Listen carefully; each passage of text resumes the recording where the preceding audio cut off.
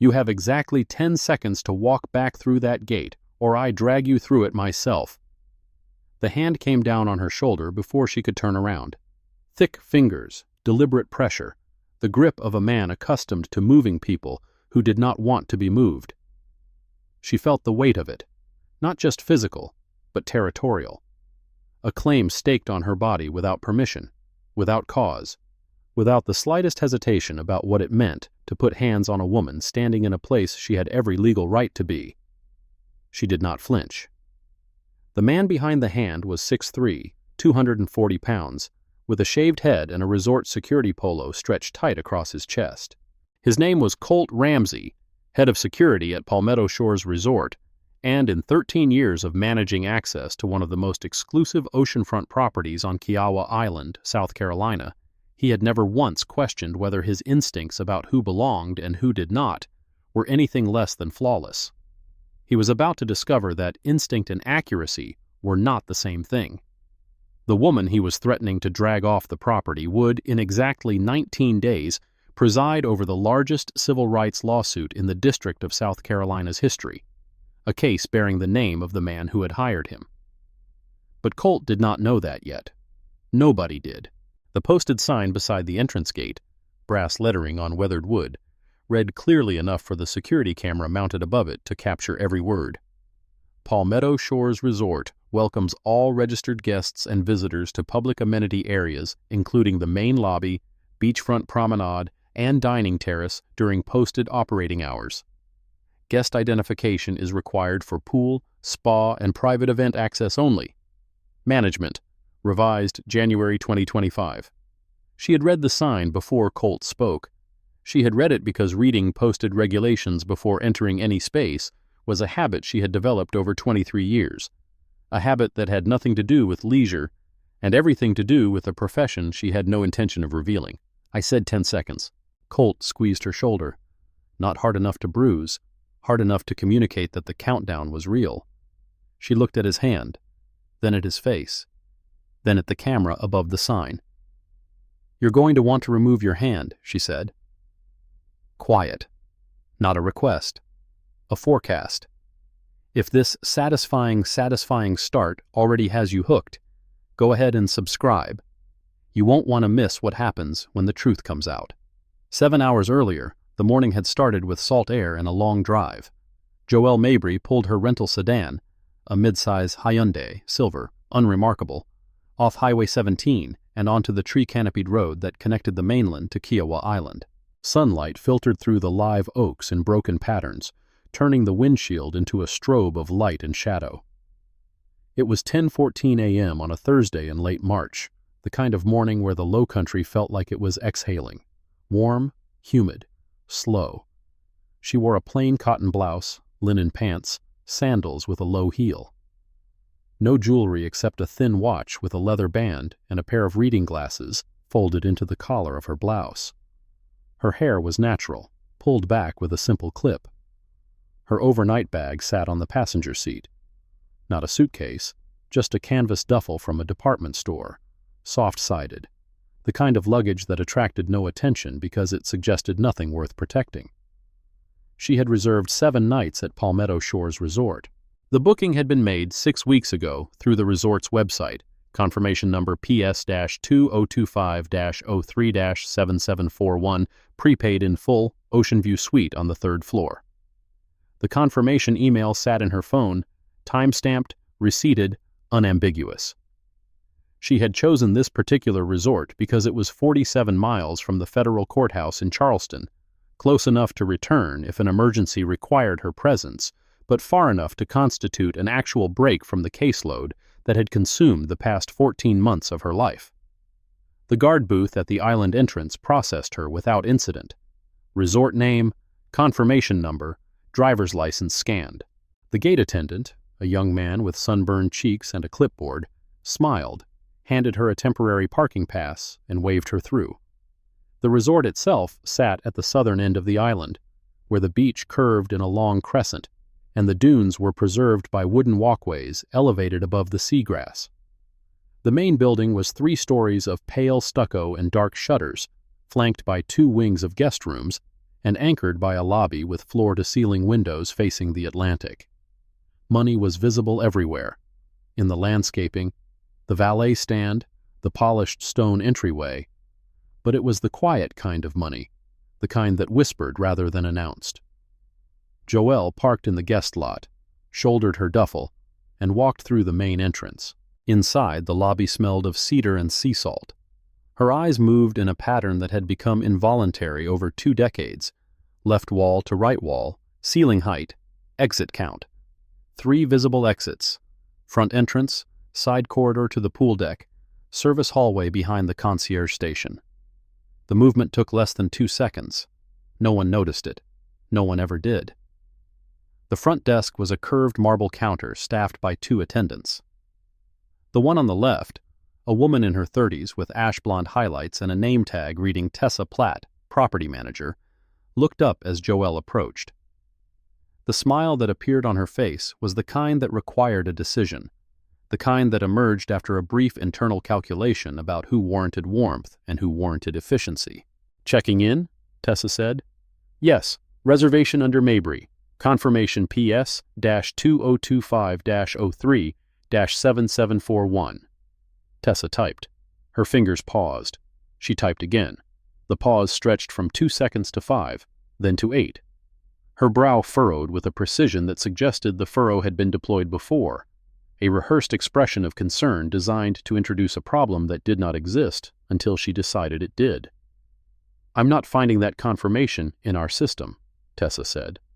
She turned the monitor slightly, as if inviting Joelle to see a screen she could not actually read from the other side of the counter. "Could you spell the last name?"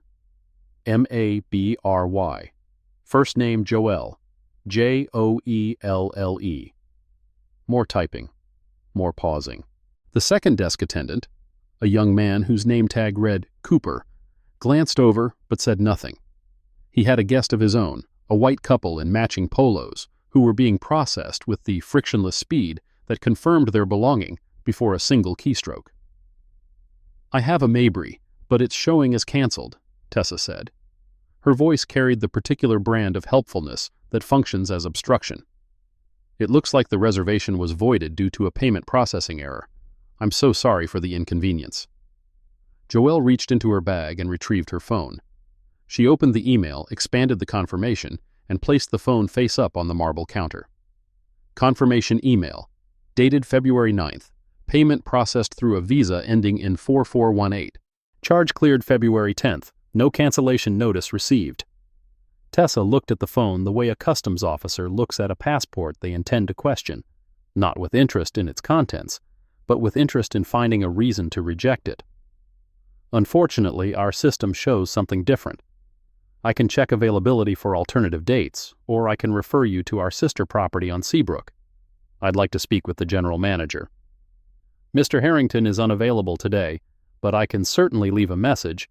Then I'd like a printed copy of whatever cancellation notice was generated, including the date, the authorization, and the name of the staff member who processed it. The request landed with a weight Tessa had not anticipated. A printed record meant a paper trail. A paper trail meant accountability. And accountability was the one amenity Palmetto Shores did not advertise. "I'll need to check with our accounting office," Tessa said.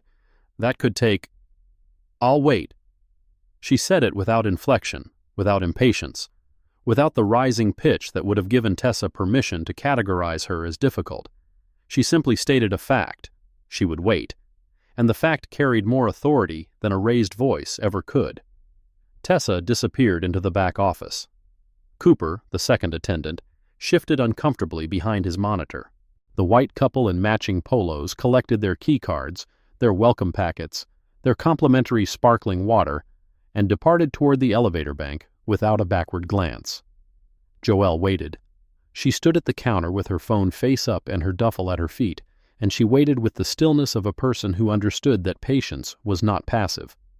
It was a weapon, and she had been sharpening it for 23 years. 9 minutes later, Tessa returned. No printed cancellation notice. Instead, she returned with a key card. "Good news. We found the error. A system glitch. Your reservation is active. I've upgraded you to a garden view suite on the second floor as an apology for the confusion. Not the ocean view she had booked. The garden view was on the opposite side of the building, facing the parking lot and the maintenance shed. An upgrade in name. A downgrade, in fact. I booked an ocean view on the third floor, Joelle said. Confirmation specifies room 312. That room is currently occupied. The garden view is actually quite lovely. Is room 312 occupied by the guest who booked it, or by someone who was reassigned after my reservation was moved? Tessa's smile thinned. The question was precise enough to suggest familiarity with the mechanics of reservation fraud, the practice of bumping lower-profile guests to accommodate higher-value ones, then blaming the displacement on system errors that existed only in the staff's willingness to create them. I can check, Tessa said. Please do. Another disappearance. Another return. This time, 6 minutes. Room 312 is available. I apologize for the confusion. The key card she placed on the counter was the same one she had offered before. Joelle looked at it, then at Tessa, then at the key card again. I'll need a new card. That one was programmed for the garden view. Tessa reprogrammed the card without speaking. The silence between them was no longer professional. It was adversarial, the silence of two people who understood exactly what had just happened, and whose only disagreement was whether it would be acknowledged. Joelle took the card, her duffel, and the elevator to the third floor. Room 312 was exactly as advertised.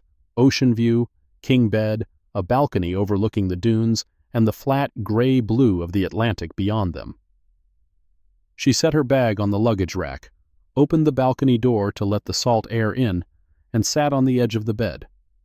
She pulled a small leather notebook from the side pocket of her duffel. Dark brown, soft cover, no markings on the outside. She opened it to a blank page and wrote 3 lines in precise handwriting. March 27th, 10:23 a.m. Front desk, Tessa Platt, property manager. Reservation initially reported canceled. No cancellation documentation produced. Attempted reassignment to inferior room. Resolved after 2 requests. Elapsed time, 22 minutes. She closed the notebook, placed it on the nightstand, and looked out at the ocean. She had not written the 3 lines because she was angry. She had written them because documentation was reflex. Because 23 years in a profession built on evidence had taught her that what goes unrecorded goes unremembered, and what goes unremembered goes unremedied. She did not know yet that the notebook would fill 27 pages before the week was over. The first afternoon passed without incident. Joelle walked the beachfront promenade, ate lunch at the resort's casual dining terrace, a Caesar salad, iced tea, a table near the railing where the breeze came in steady off the water, and returned to her room to read. She had brought 2 books, a novel she had been meaning to finish for 3 months, and a bound volume of Fourth Circuit appellate opinions from the previous term. She read the novel. The appellate opinions stayed in her bag. The trouble started the next morning. She came down to the pool deck at 8:45 a.m., early enough to claim a chair before the sun climbed high enough to make shade competitive. The pool was Olympic length, surrounded by chaise lounges with thick cushions, and staffed by 2 attendants who circulated with towels and water bottles. A dozen guests were already arranged around the perimeter. Couples, a few solo travelers, a woman in her 60s reading a magazine under an umbrella. Joelle chose a chair near the shallow end, spread her towel, and opened her book. "Excuse me?" The voice came from behind, pitched with the particular sweetness that conceals a blade. Joelle turned. A woman in her late 40s stood 3 feet away, wearing a white linen cover-up over a swimsuit that cost more than the chair she was standing beside. Her hair was salon perfect, her sunglasses were designer, and her expression carried the benevolent condescension of someone who had never been told no by anyone she considered her equal. "Could you grab a few extra towels from the cabana? The ones out here are too thin." The woman, her name, Joelle would learn later, was Deirdre Ashton, was not asking for a favor. She was issuing a directive to someone she had already categorized as staff. The categorization had taken less than 2 seconds. Joelle was black. She was at the pool early. She was alone. The arithmetic was that simple, and Deirdre had never questioned its accuracy because the world she inhabited had never required her to. "I'm a guest," Joelle said. Not defensive, not apologetic. Factual. Deirdre's smile did not waver, but something behind it recalibrated. The recalibration was not shame, it was inconvenience. She had been wrong, and being wrong required her to expend the social energy of a correction, which she resented more than the error itself. "Oh, I'm sorry. I thought—" She gestured vaguely, as if the mistake were the fault of the air between them, rather than the assumptions she had carried into it. "It's fine," Joelle said, because it was easier than explaining why it was not fine, and because explaining would accomplish nothing except confirming Deirdre's unspoken belief that black women who object to being mistaken for servants are overreacting. Deirdre retreated to her own chair, 3 rows away, where she was joined shortly by 2 other women of similar age, similar dress, similar certainty about the order of things. The 3 of them spoke in voices just loud enough to travel. Not whispering, not shouting, but occupying the acoustic middle ground where plausible deniability lives. And don't know how she got a reservation during Corbin's weekend. Probably some corporate diversity thing. You know how they have to fill quotas. Well, I hope she stays on her side of the pool. Joelle heard every word. She did not react to any of them. She turned the page of her novel and continued reading because she had learned, at 16, at 22, at 35, at 46, that the cost of visible reaction was always charged to her account, never to theirs. 20 minutes later, Colt Ramsey appeared at the pool deck. He walked with the unhurried swagger of authority on patrol, hands at his sides, jaw set, eyes scanning the perimeter the way someone scans for threats when they have already decided where the threat is. He wore the same security polo he would wear later that evening at the gate, khaki pants, and a radio clipped to his belt that crackled with the kind of static that announces jurisdiction. He approached Joelle's chair. Not Deirdre's. Not the woman in her 60s. Not any of the other guests who were identical in their right to be there, and different only in the characteristic that made Colt's selection inevitable. "Morning, ma'am. Do you have your room key?" She did. She showed it. He examined it the way he had examined nothing else that morning, turning it over, checking the room number printed on the sleeve, holding it at an angle as though the card itself might be counterfeit. "And your ID? Is identification required for pool access?" Resort policy. It was not resort policy. The posted pool rules, laminated and mounted on the cabana wall, listed 4 requirements: registered guest status, verified by room key, swimwear appropriate for a family environment, no glass containers, and no outside food or beverages. Identification was not among them. Joelle had read the posting when she arrived. She always read postings. "I'll show my ID if you can point me to the written policy requiring it." Colt's jaw tightened. The request was reasonable, which made it infuriating, because reasonable requests from people he had already categorized as problems disrupted the workflow of authority he had spent 13 years perfecting. He reached out and placed his hand on her shoulder. The touch was not incidental. It was the kind of contact that exists on the border between guidance and force, firm enough to communicate control, gentle enough to deny aggression if challenged. He squeezed once, then turned her body slightly, as if redirecting a piece of furniture. "Let me walk you to the front desk. We can sort this out there." Joelle removed his hand. She did it the way a person removes a branch from a path, without haste, without violence, with the simple mechanical certainty that the obstacle did not belong where it was. "Don't touch me again." The words were not loud. They did not need to be. They carried the density of a statement that has been made before, many times, to many different hands, and has never once been optional. Colt stepped back, not because he agreed, because 3 other guests were now watching, and witnesses complicated the physics of encounters he preferred to conduct without observation. "I'm just doing my job, ma'am." Your job does not include putting your hands on a guest who has shown a valid room key and committed no violation of any posted policy.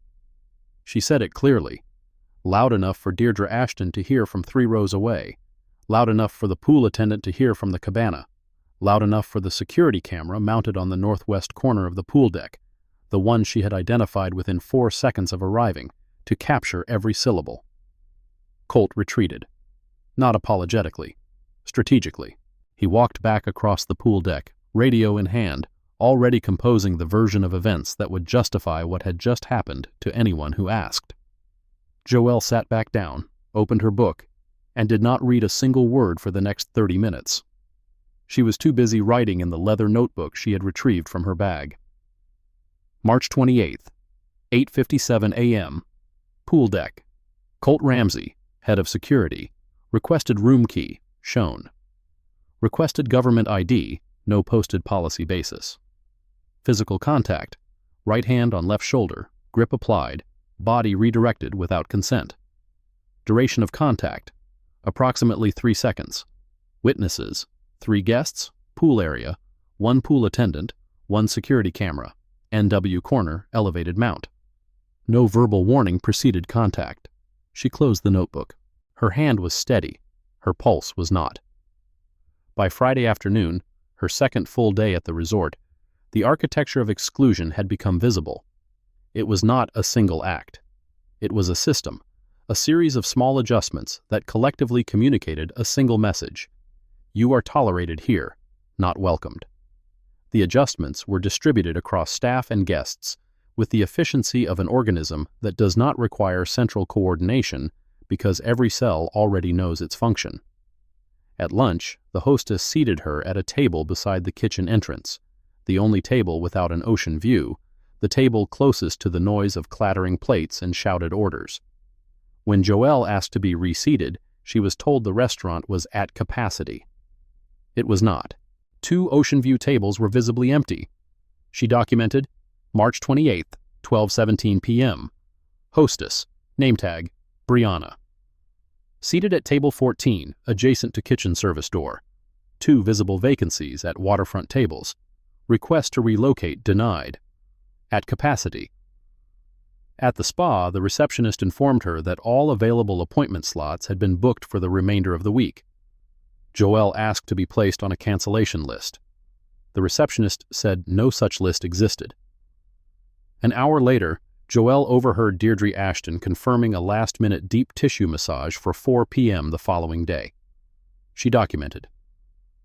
At the business center, Joelle attempted to print a document from the public computer terminal. The printer required a guest access code. She entered the code printed on her room key sleeve. The terminal displayed, "Access denied. Guest privileges suspended." She went to the front desk. Cooper, the young attendant from check-in, resolved it in under a minute, citing a system reset that affected a few accounts. He did not meet her eyes when he said it. System reset. System glitch. Processing error. The language of institutional innocence. Words designed to attribute human choices to mechanical failure, to distribute responsibility so thinly that no single person could be held accountable for what every single person had decided. Joelle documented all of it, not with anger, with discipline, because discipline was the scaffolding on which her entire professional life had been constructed, the ability to observe, record, analyze, and withhold judgment until judgment was warranted by evidence rather than emotion. It was a quality that had served her in every courtroom she had ever entered, and it would serve her here, where the courtroom was invisible, but the proceedings were just as adversarial. Late Friday afternoon, the Escalation acquired a new participant. She was walking from the restaurant to the lobby, crossing the open-air corridor that connected the 2 buildings, when a man intercepted her. He was mid-50s, silver-templed, wearing a navy blazer over an open-collared shirt, and carrying a leather portfolio that matched his belt and his shoes with the coordination of someone who dressed to communicate expense. His smile was the kind that lawyers use when delivering bad news they intend to profit from. "Ms. Mabry?" "Yes." "Everett Dane. I'm outside counsel for the Whitfield Group." He extended a hand. Joelle did not take it. He withdrew it without acknowledging the refusal. I understand there's been some friction regarding your stay. I'd describe it differently. I'm sure you would. He opened the portfolio and produced a single sheet of paper, letterhead bearing the name Whitfield Group in embossed navy type. Mr. Whitfield has reserved the entire resort for a private corporate event this weekend. All non-affiliated guests have been asked to relocate to our sister property on Seabrook Island at no cost, with a complimentary upgrade. This letter confirms the arrangement. He held it out. Joelle took it. She read it in its entirety, standing in the corridor with the afternoon sun slanting through the palm fronds overhead. The letter was a masterwork of legal theater. It contained no court order, no contractual basis for relocation, no signature from the resort's general manager, no reference to any existing agreement between Palmetto Shores and the Whitfield Group that would override individual guest contracts. It was, in every way that mattered, a piece of expensive paper with an expensive name on it, designed to intimidate through presentation rather than substance. "This isn't a legal instrument," Joelle said. "It's a request on letterhead." Everett's smile did not falter, but his eyes recalculated. The response had been too precise, too fluent in the grammar of legal insufficiency, to come from someone unfamiliar with the territory. "It's a courtesy notification. Mr. Whitfield's preferences are not binding on guests with prepaid reservations confirmed by the resort. If the resort wishes to cancel my booking, they can do so in writing, with the cancellation terms specified in their guest agreement, including the full refund and relocation expenses required under South Carolina's consumer protection statutes." She handed the letter back. Everett folded it into his portfolio with the deliberate care of a man who had just discovered that the person he was negotiating with knew more about the negotiation than he did. "I'll convey your position to Mr. Whitfield," he said. "Please do, and please ensure he understands that any attempt to physically remove me from this property without a valid court order will constitute trespassing upon my person, not the reverse." Everett left.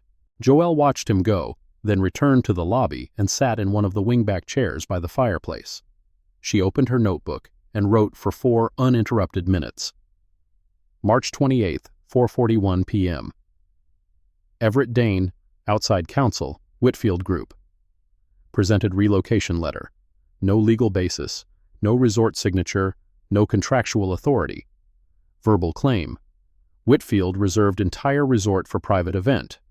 No documentation of exclusive use agreement produced. Letter retained by Dane. Noted. SC Code Section 39-5-20, Unfair Trade Practices Act, potentially applicable if resort cancels without contractual basis. She had cited the statute from memory. Accurately. This was not a coincidence. Saturday brought the event, and the event brought Corbin Whitfield. He arrived at noon in a caravan of black Escalades that swept through the resort's entrance gate with the theatrical efficiency of a head of state visiting a province. 3 vehicles, tinted windows, a security detail that preceded him into the lobby the way advance teams precede dignitaries, scanning, positioning, establishing perimeters that existed nowhere in the resort's actual policies, but everywhere in Corbin Whitfield's understanding of his own importance. Corbin Whitfield was 53 years old, the founder and chairman of the Whitfield Group, a conglomerate spanning real estate development, commercial construction, and technology infrastructure that had made him a billionaire by 40 and a Forbes fixture by 45.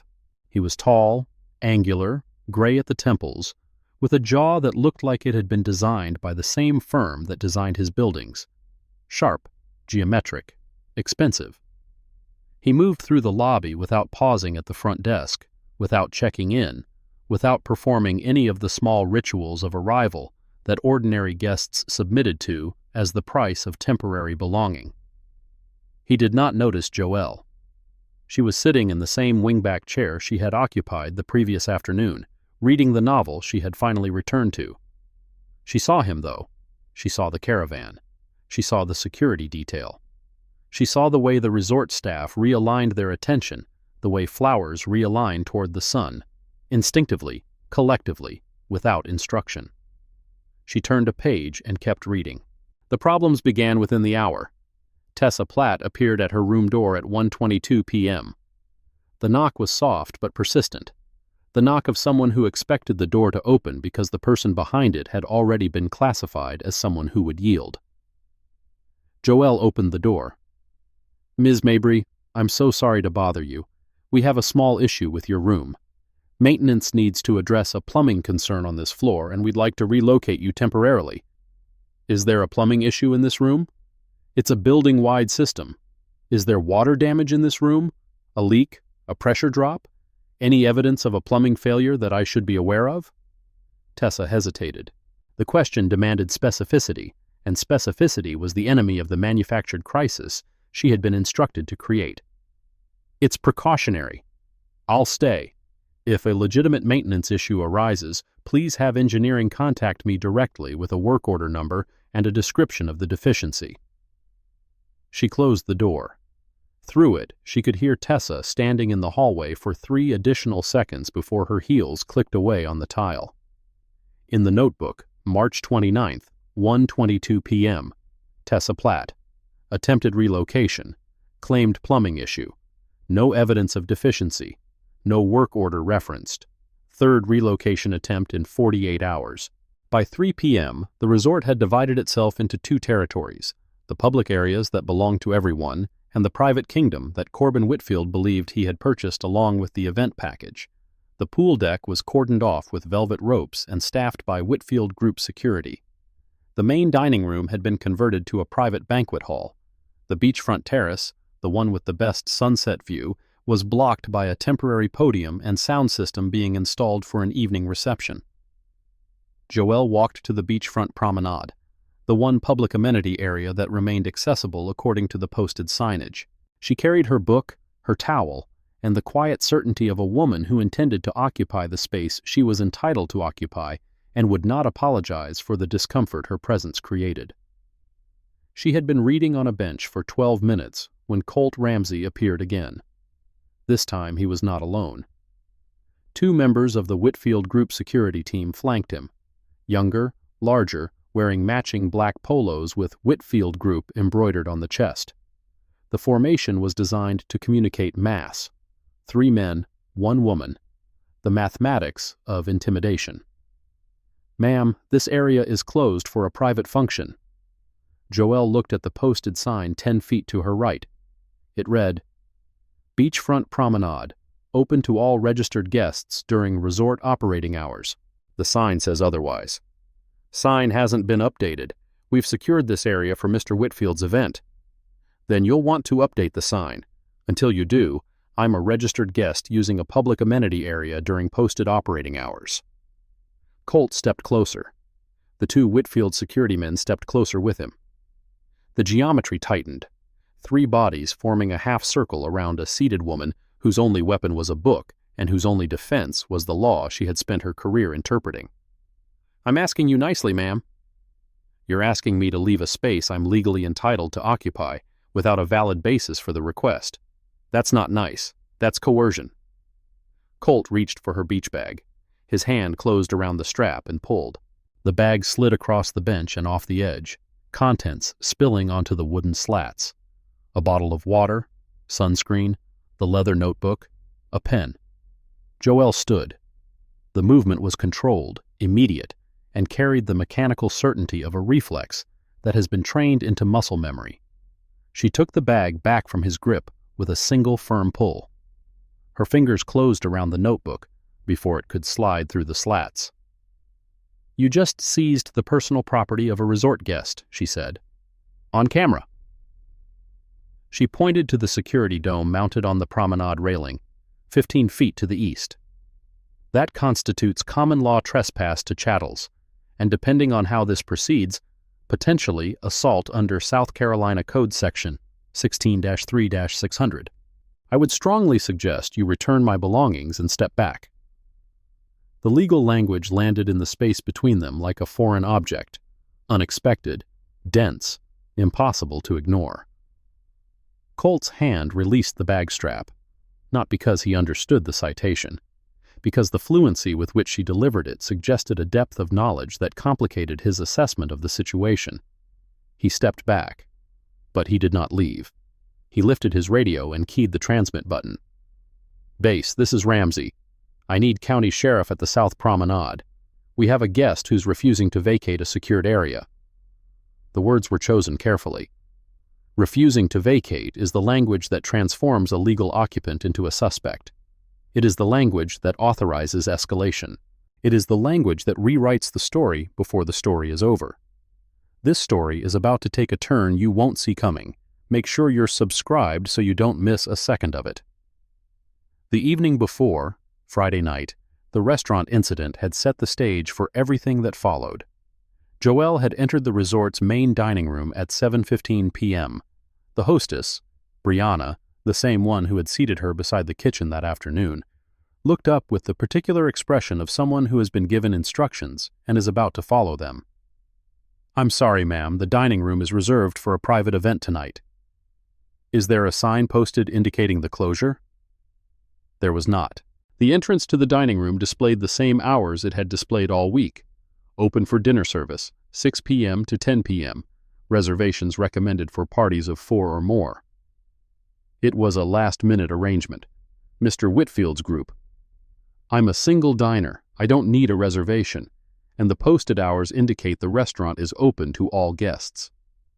Brianna's eyes flickered toward the back of the restaurant, where Deirdre Ashton was holding court at a large round table with 6 other women, all of them wrapped in the particular glow of expensive wine and exclusive access. Deirdre caught Brianna's glance and shook her head, a small, definitive motion that communicated everything without words. "I can offer you room service tonight," Brianna said. "Complimentary. I'd prefer to eat in the dining room." "Ma'am?" "Seat me." The word landed differently than a request. It was not aggressive. It was not loud. But it carried the weight of someone who had spent 23 years saying words that people obeyed, not because the words were threatening, but because the person saying them operated in a context where non-compliance had consequences. Brianna seated her. Table 9, not beside the kitchen this time, but not at the window either. A middle table, the Switzerland of seating arrangements, close enough to the private party to be visible and far enough to be technically separate. Joelle ordered. Grilled swordfish, roasted vegetables, sparkling water. She ate alone, with a novel propped against the water glass, occupying the space with the quiet certainty that she had every right to fill it. The disruption came at 8:04 p.m. Deirdre Ashton left her table and walked to Joelle's. She did not ask permission to approach. She stood beside the chair with one hand on the back of it and leaned down, her perfume arriving before her words.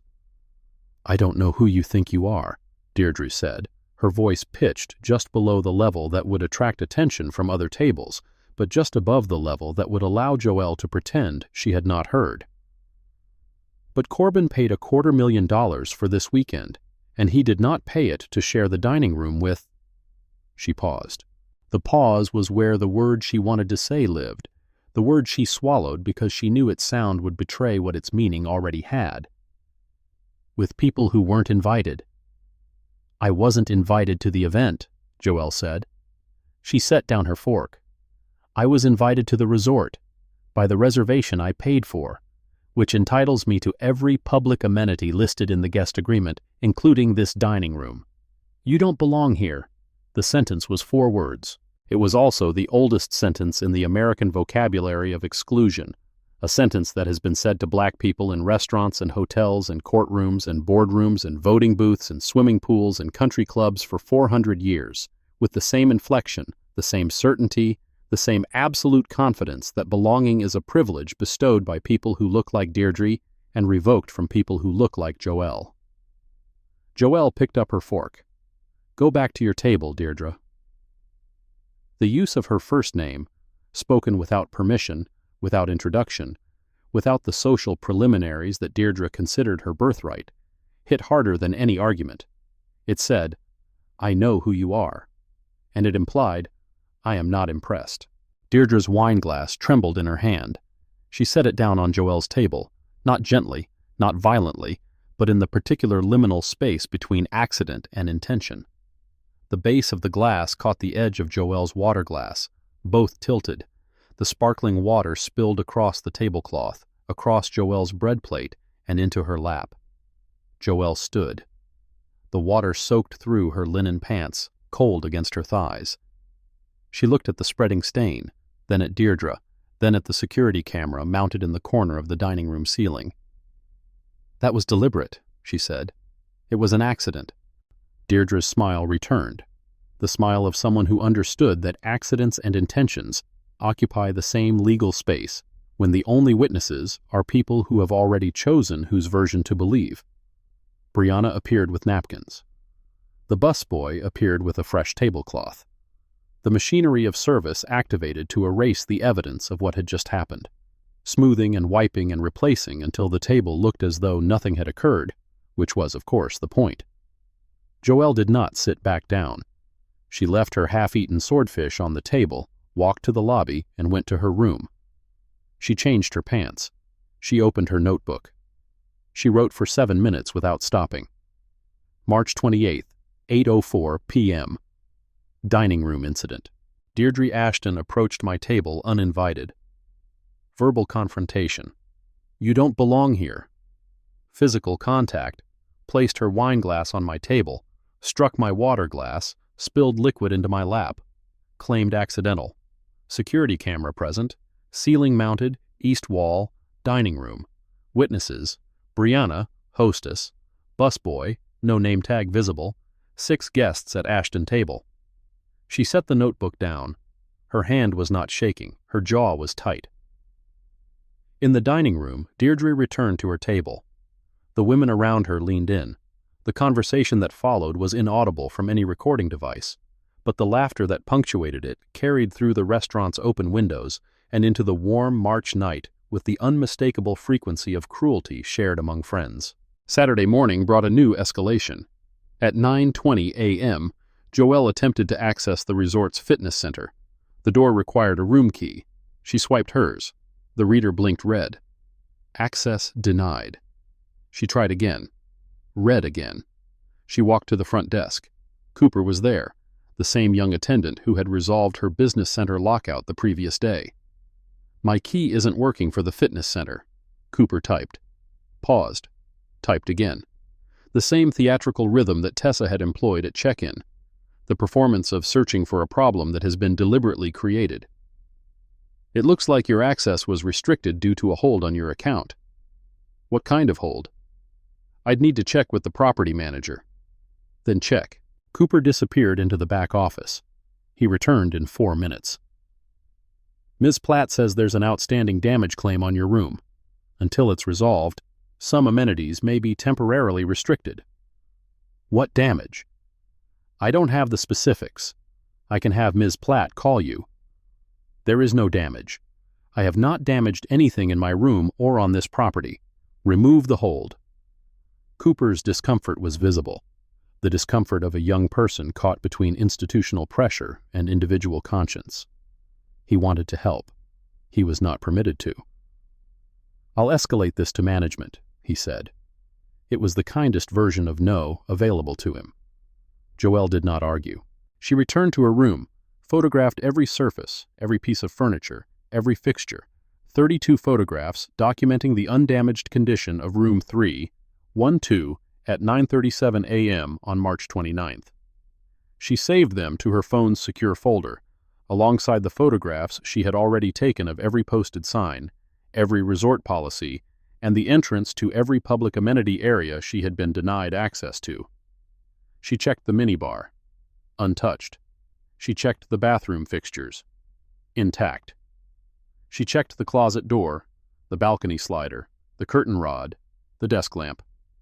Everything was exactly as it had been when she arrived, and now it was all photographed, time-stamped, and filed. In the notebook, March 29th, 9:37. AM Fitness Center access denied, room key deactivated. Cooper stated damage hold on account. No damage exists. 32 photographs taken of room 312 documenting condition. No damage claim documentation provided. No inspection conducted. 4th restriction of amenity access in 48 hours. The pattern was now undeniable. Not a series of accidents. not system glitches. A campaign, coordinated or emergent, it did not matter which, because the legal standard for discriminatory treatment did not require proof of conspiracy.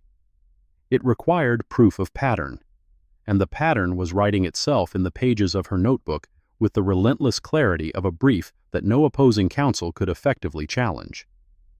At 10:15 a.m., she walked the resort's main corridor toward the lobby. Halfway down the hall, she passed Corbin Whitfield's entourage arriving for the day. A stream of men and women in business casual, carrying laptops and branded tote bags, the uniform of a corporate retreat that disguised itself as leisure. One of them, a man in his 30s with a Whitfield Group lanyard, stepped directly into her path. "Excuse me, staff entrance is around the back." He pointed over his shoulder without breaking stride. She did not respond. She stepped around him and continued walking. The man did not look back. The assumption had been made and discarded in the same breath. So automatic, so unremarkable to the person making it, that it did not even register as a choice. He had simply looked at her and seen someone who served, not someone who stayed. And the ease of that assessment, the frictionless certainty of it, was perhaps the most damaging thing about the entire week. Not the locked doors or the canceled reservations or the spilled water or the hands on her body. The ease, the absolute unchallenged ease with which every person she encountered arrived at the same conclusion about who she was and what she deserved. At noon, she ate lunch at the dining terrace, the outdoor section that remained open to all guests. She sat alone, ordered a Cobb salad, and read 3 chapters of her novel. No one bothered her. The outdoor terrace, it seemed, was beneath the notice of the Whitfield Group's social perimeter. Or perhaps they had simply run out of mechanisms to exclude her from spaces that could not be locked or roped or reassigned. She did not know that the afternoon would bring the final escalation. That Colt Ramsey was, at that moment, briefing his team on the ongoing situation with the unauthorized guest. That Tessa Platt had already drafted an email to the resort's legal department requesting authorization to terminate the guest agreement. That Deirdre Ashton had called Corbin directly, interrupting his pre-event briefing, to complain about the woman who ruined dinner last night. The machinery was in motion, and Joelle, sitting on the promenade at 2:45 p.m. with her book and her towel, and the quiet certainty of a woman who knew her rights, was about to discover what happened when institutional machinery met a person it was not designed to process. Then she went back to the promenade. The ocean, the bench, the book, the quiet assertion of her right to exist in a space that the institution around her was systematically contracting. That was where Colt found her again, with the 2 Whitfield security men, with the geometry of intimidation, with the radio call that would bring Deputy Garland Moss and everything that followed.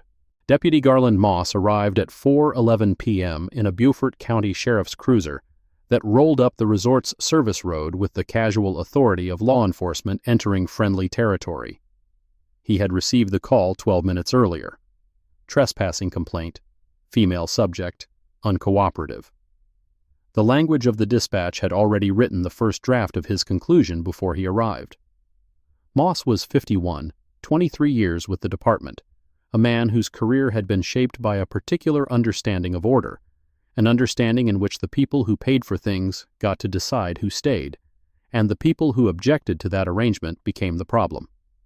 He found Joelle on the promenade bench. She was sitting. She was reading. She was doing precisely nothing that constituted criminal activity under any statute in the state of South Carolina. "Ma'am, I've received a trespassing complaint." She looked up, marked her page, set the book aside with the deliberate, unhurried movements of someone who had been through this before and knew that speed would be interpreted as guilt. "I'm a registered guest of this resort. My reservation is current, prepaid, and confirmed. I have the documentation on my phone.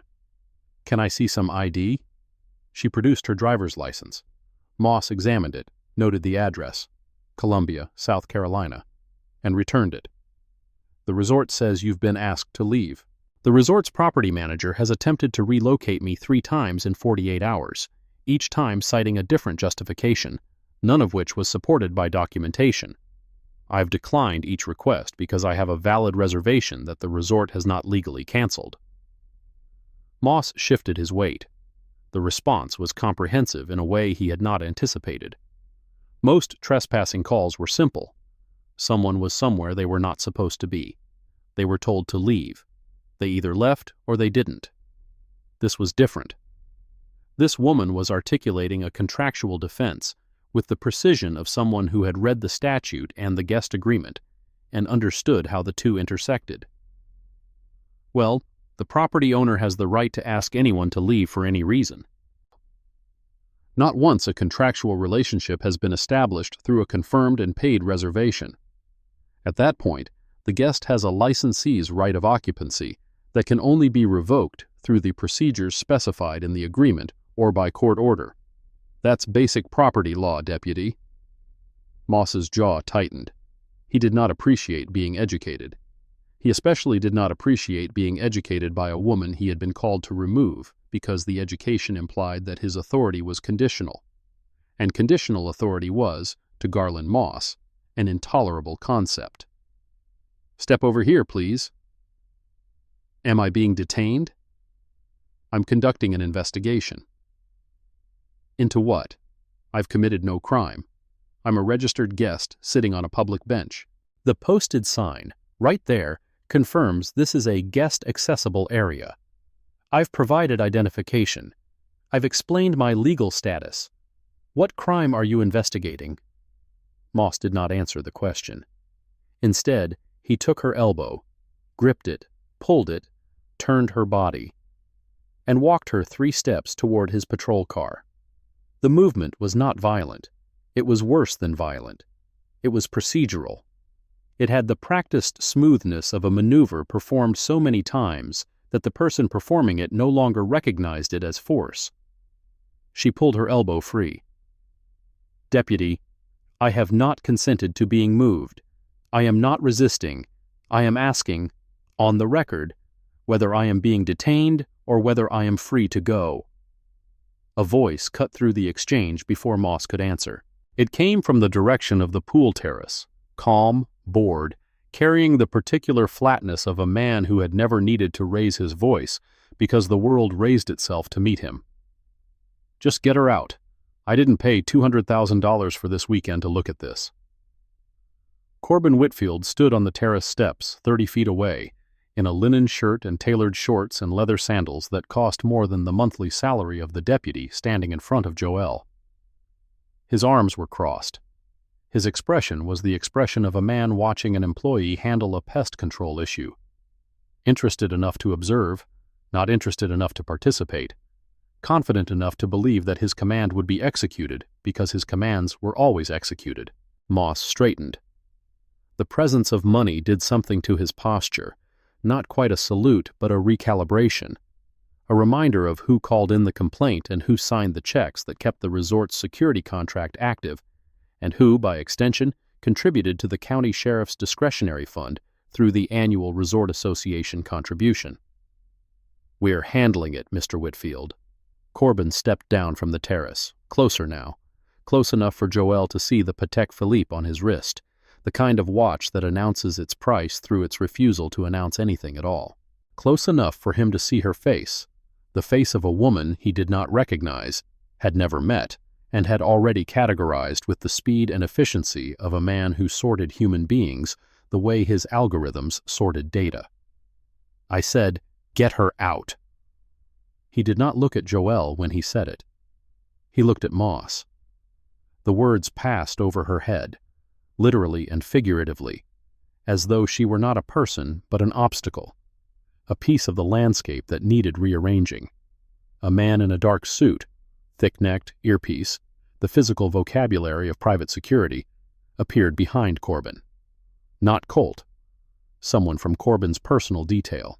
He positioned himself between Corbin and Joelle with the practiced geometry of a body trained to absorb threats, even when the only threat in the vicinity was a woman in linen pants holding a novel. The bodyguard stepped forward and placed his hand flat against Joelle's sternum. Not a push. A stop. 5 fingers, open palm, pressed against her chest with enough pressure to prevent forward movement. The contact was intimate in its violence, the kind of touch that reduces a human body to a barrier that needs management. Step back, ma'am. Joelle looked down at the hand on her chest. She looked at the bodyguard. She looked at the security camera on the promenade railing, the same one she had pointed out to Colt 40 minutes earlier. Remove your hand from my body. Now. The bodyguard did not remove his hand. Corbin watched from 5 feet away, arms still crossed, the posture of a man observing a transaction he had paid for. Deputy, Joelle said, turning to Moss. Her voice was steady, but the effort required to keep it steady was visible in the tendons of her neck. A private citizen has just placed his hand on my chest without my consent. Under South Carolina law, that constitutes assault and battery. Are you going to arrest him, or are you going to arrest me? Moss looked at the bodyguard, looked at Corbin, looked at Joelle. The calculation was fast, automatic, and arrived at the conclusion that the architecture of the situation had predetermined. Turn around. Hands on the vehicle. Under what authority? Trespassing. South Carolina, Code 16-11-600. That statute requires notice and an opportunity to leave. I was never served written notice from the property owner. I was never given a reasonable opportunity to depart, and the posted signage, which I've documented with photographs, explicitly grants registered guests access to this area. Moss pushed her against the patrol car, both hands on her shoulders. Not a slam, but a shove, a compression, the kind of contact that forces compliance through body mechanics rather than explicit violence. Her palms flattened against the warm metal of the hood. The sun had heated the surface to the point where contact stung. Not enough to burn, enough to communicate that comfort was no longer a variable in this equation. Hands behind your back.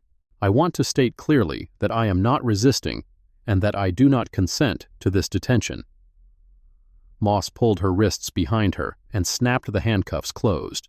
The metal bit into her skin, the left cuff tighter than the right, the pressure immediate and specific, the kind of discomfort that is not accidental because accidental discomfort would distribute evenly.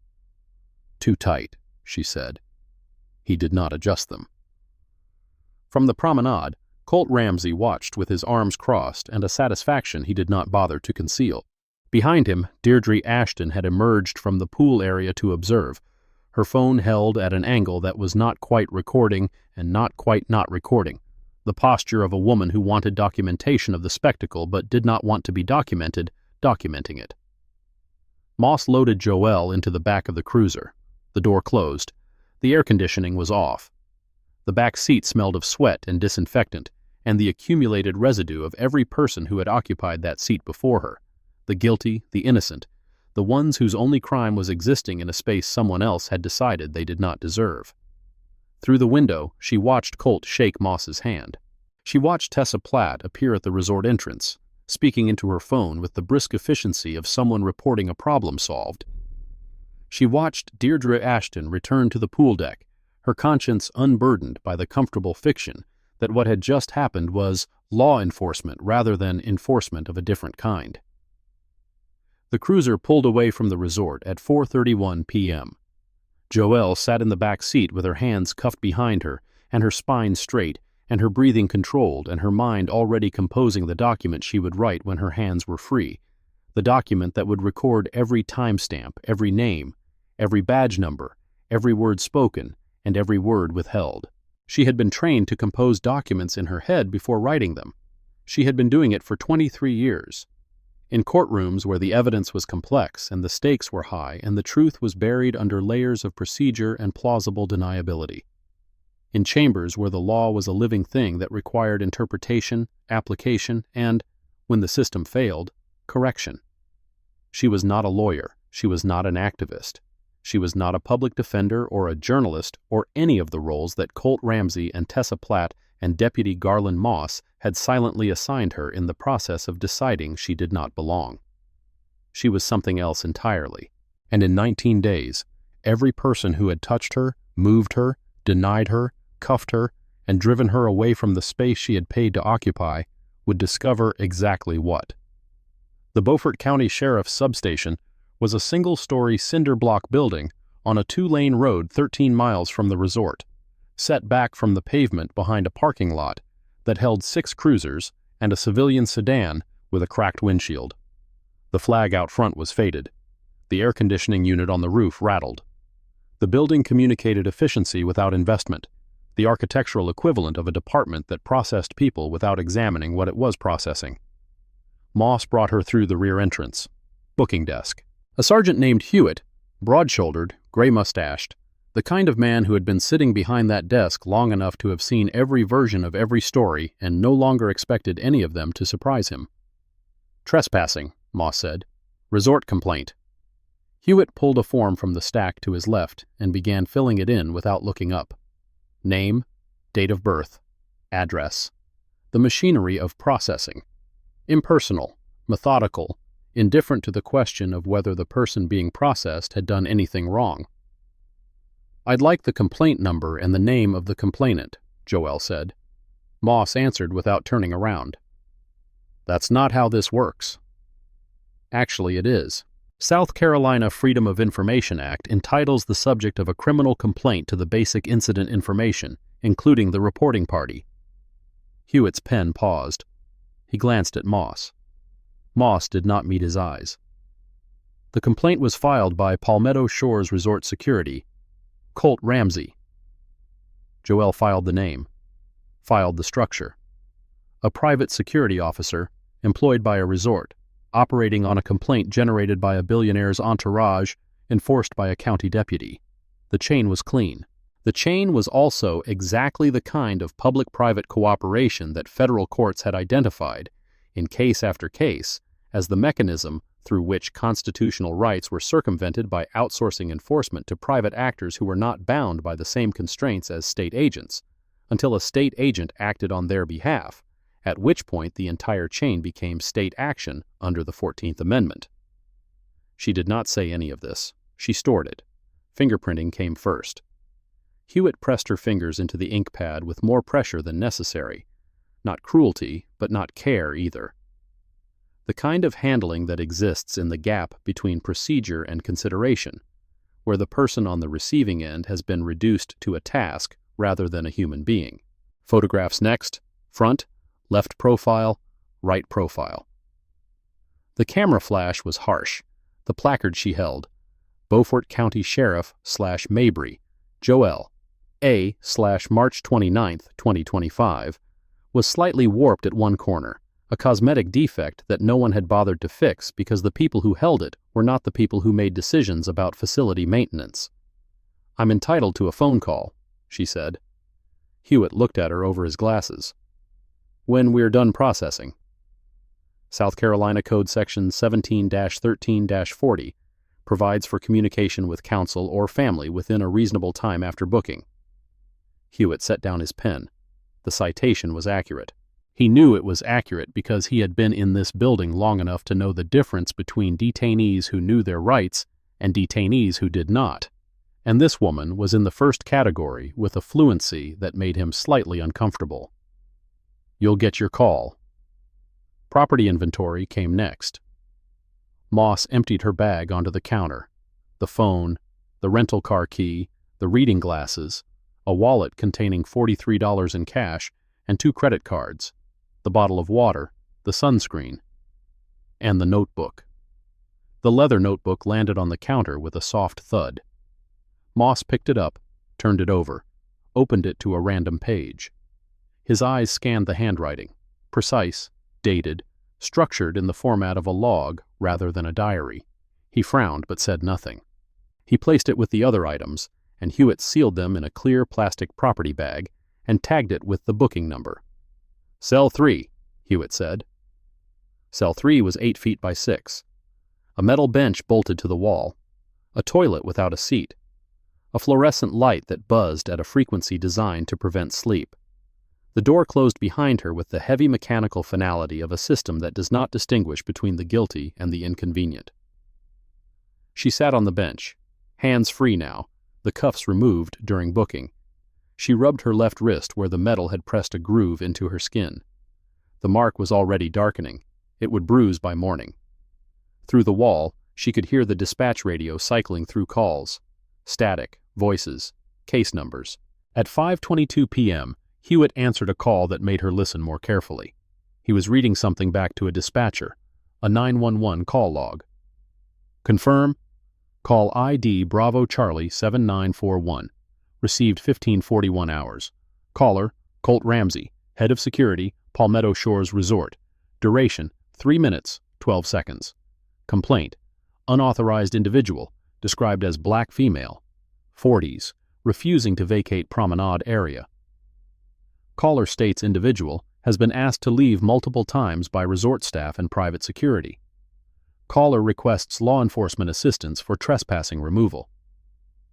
The words drifted through the cinder block wall with the clinical clarity of institutional documentation. Black female, 40s. Not a guest. Not a woman. Not a person with a name and a reservation and a right to be where she was. A description, reduced to demographics and defiance, stripped of context, calibrated to produce exactly the response it had produced. Joelle listened. She committed the call ID to memory. Bravo Charlie, 7941, 1541 hours. 3 minutes, 12 seconds. The numbers would appear in the document she was composing, alongside every other number, badge numbers, camera timestamps, booking codes, that would transform this experience from a personal ordeal into an evidentiary record. At 5:47 p.m., the cell block door opened. Not Hewitt this time. A different officer, younger, female, name tag reading Corporal Tate. She carried a tray. Dinner, Tate said. She slid the tray through the slot at the bottom of the door. A ham sandwich on white bread wrapped in plastic, an apple, a small carton of milk. Joelle looked at the tray, then at Tate. How long am I being held? Magistrate's available Monday morning for bond hearing, unless someone posts bail tonight. The charge is misdemeanor trespassing. Bond should be set at booking per standard county schedule. Tate hesitated. She knew Joelle was right. Misdemeanor trespassing carried a standard bond of $500 in Beaufort County. Processable at booking, no magistrate required. The fact that bond had not been offered was not an oversight. It was a choice made by Moss or Hewitt or both, designed to extend detention past the point of inconvenience and into the territory of punishment. I'll check with the sergeant, Tate said. Please do, and please inform the sergeant that holding a detainee on a misdemeanor charge without offering standard bond violates the Beaufort County Pretrial Release Guidelines, Section 4, Paragraph B. Tate left. The sandwich remained untouched. Not because Joelle wasn't hungry, because eating required accepting the terms of the confinement, and she was not yet prepared to accept terms she intended to challenge. At 6:08 p.m., Hewitt appeared at the cell door. Bond's been set, $500. You can pay by credit card at the desk or have someone bring cash. I'd like my phone call now. Hewitt nodded. The nod was different than it would have been an hour ago, slower, more careful, as if he had become aware that the woman in cell 3 was measuring every interaction with a precision that made carelessness dangerous. She closed her eyes and began composing. March 29th, 4:31 p.m. Arrested by Deputy Garland Moss. Badge 4217, Beaufort County Sheriff's Office.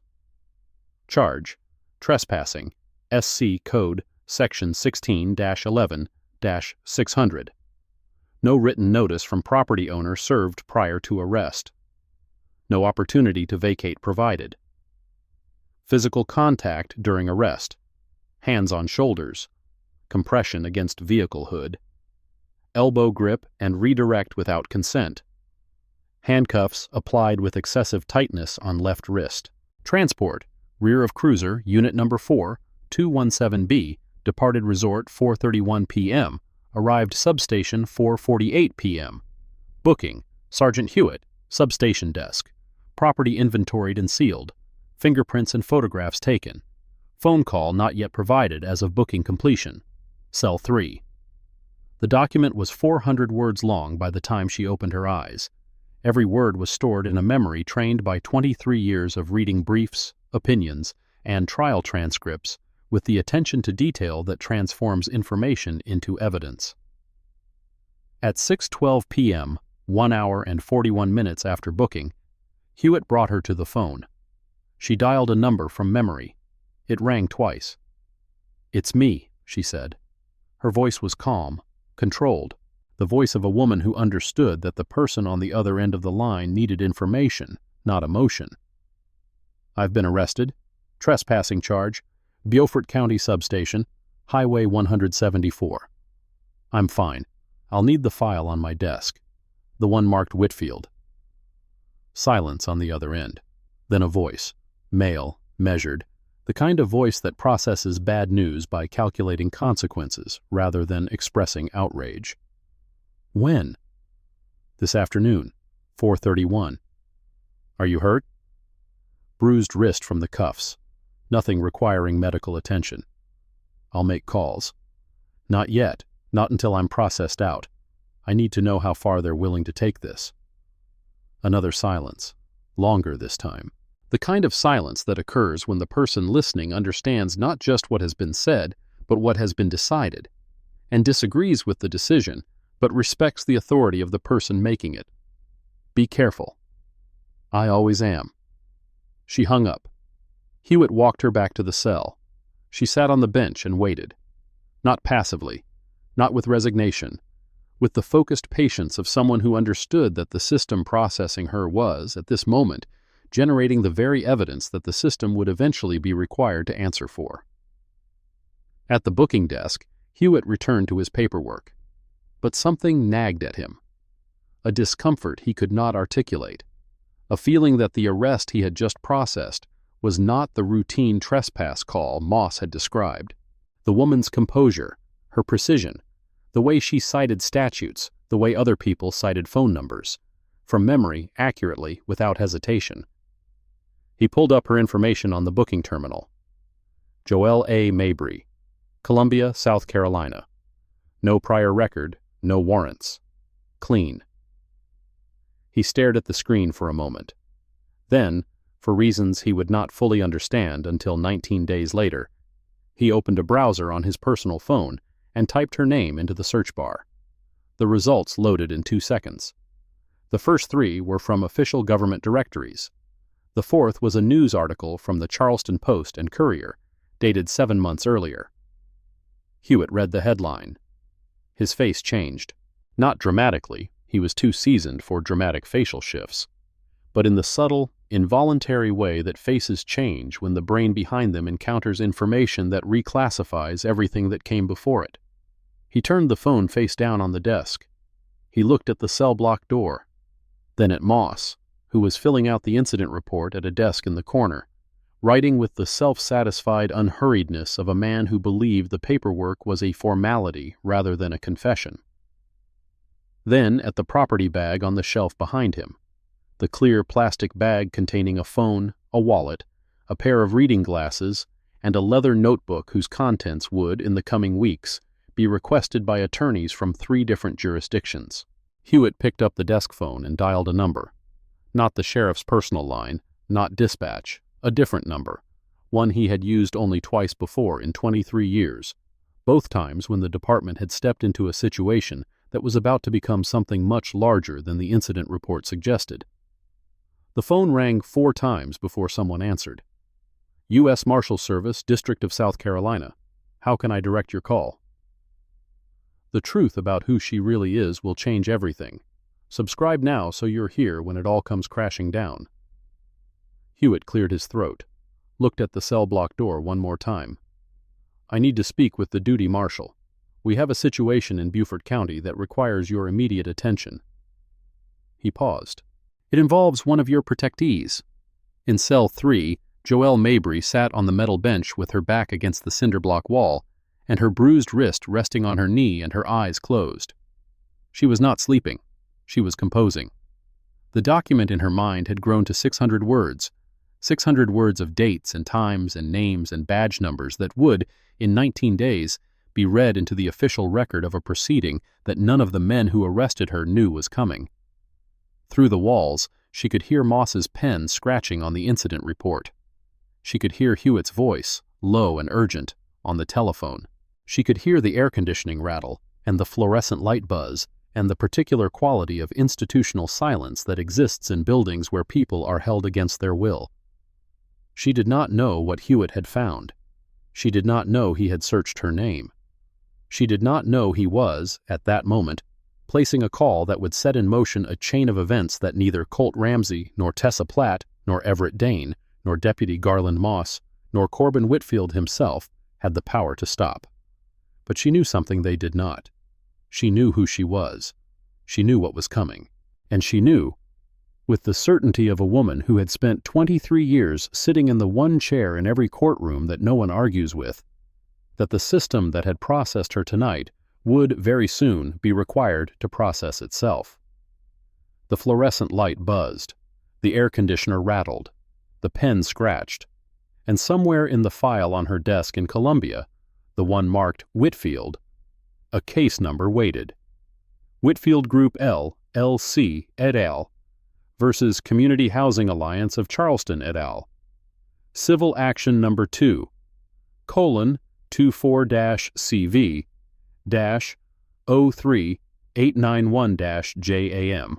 A case about discriminatory housing practices, about tenants denied leases because of the color of their skin, about a pattern of conduct that stretched across 14 properties in 3 counties and had generated 412 pages of depositions and 71 exhibits, and a trial date set for April 17th. April 17th. 19 days away. And the judge assigned to preside over it, the judge whose name appeared on every scheduling order, every discovery ruling, every pretrial conference minute, was sitting in cell 3 of the Beaufort County Sheriff's substation with a bruised wrist and a memory full of evidence and a patience that was, for the first time in 23 years, beginning to thin. The phone on Hewitt's desk rang. He answered it. Listened. His face, already pale, went one shade paler. He hung up and walked to the cell block, stood outside the door of cell 3 for a moment, collecting himself the way a man collects himself before entering a room where the power dynamics have just been permanently reversed. Then he opened the door.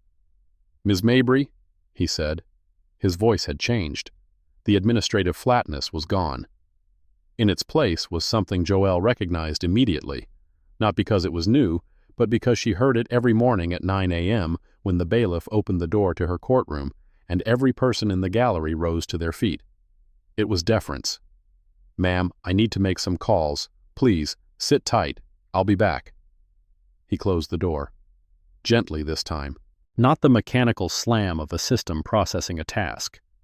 The careful, quiet click of a man who had just realized that the task had been processing him.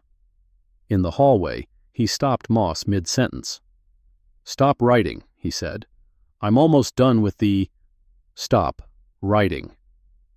Moss looked at him. Hewitt's face told a story that no incident report would ever capture, a story about the distance between what they had done and what they were about to discover, a distance that was shrinking with every second and would collapse entirely within the hour. "What's going on?" Moss asked. Hewitt did not answer. He walked back to his desk, sat down, and stared at the phone that was about to ring again. It did. 3 minutes later. A different voice this time, sharper, higher in the chain, carrying the particular urgency of a person whose job is to prevent exactly the kind of catastrophe that was now unfolding in a cinder-block building on a 2-lane road in Beaufort County, South Carolina. Moss stood in the doorway, pen still in hand, watching Hewitt's face for clues. He would not get them. Not yet. Not until the black sedan with federal plates pulled into the parking lot at 7:48 p.m., and a man in a dark suit stepped out with credentials that made the sheriff's badge on the wall behind Hewitt's desk feel suddenly, irreversibly small. But that was still an hour away. For now, in cell 3, Joelle Mabry composed. And the evidence grew, and the clock ticked. 19 days. Outside, the March night settled over the lowcountry with the dense warmth of a season turning. At Palmetto Shores Resort, 47 miles up the coast, Corbin Whitfield stood on the terrace of the presidential suite and looked out at an ocean that reflected nothing back to him. Beside him, Everett Dane reviewed the weekend's agenda on a tablet, scrolling through presentations and speaker notes and catering orders with the efficiency of a man whose job was to ensure that his client's world remained frictionless. "The trespassing situation has been handled," Everett said.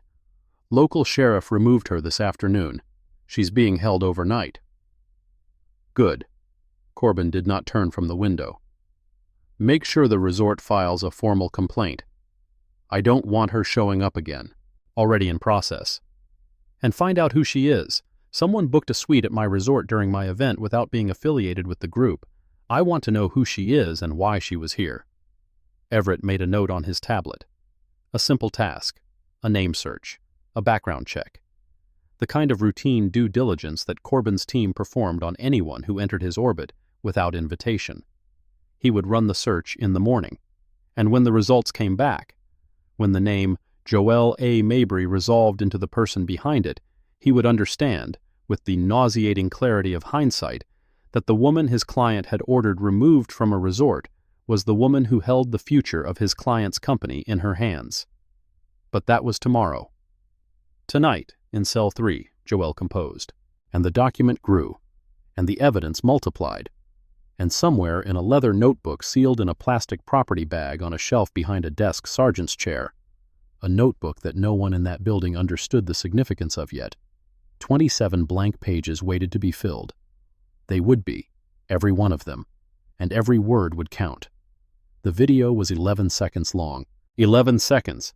That was all it took for a phone camera held at hip level by a 23-year-old resort housekeeper named Deja Parsons to capture the moment Bryce Kendall seized Naomi Calloway's wrist, and the moment, 1.4 seconds later, when Naomi rotated her hand inward, pressed 2 fingers against the tendon gap below his thumb, and freed herself without raising her voice or shifting her weight more than 6 inches in any direction. Bryce stumbled back. Naomi stood still. Her breathing did not change. Deja's phone kept recording for another 3 seconds, long enough to catch Bryce's face cycling through surprise, humiliation, and something uglier, before she pocketed the device and disappeared through the service corridor behind the pool house. She did not post the video. She did not show it to anyone. She saved it to her cloud backup, locked the phone, and finished folding towels for the rest of her shift. The video sat in a folder labeled personal for 9 days before it mattered, before it became the thing that cracked the wall open. But that comes later. So, 3 days after the incident on the terrace, the one Bryce would later describe in his internal report as a guest who became verbally aggressive and had to be physically redirected. Naomi Calloway checked out of the Palmetto Shores Resort at 6:47 in the morning.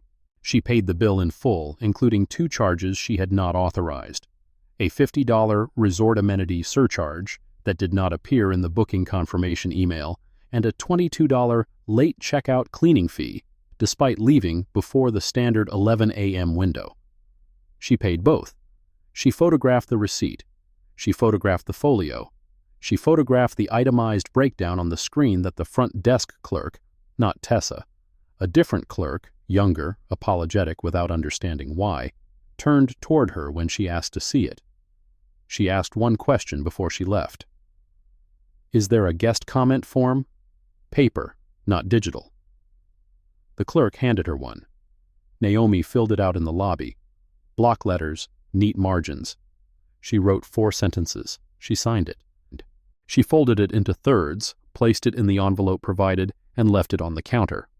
She did not hand it to the clerk. She did not ask for a copy. She left it where cameras could see her placing it. The comment card was collected during the morning desk turnover at 8:15 a.m.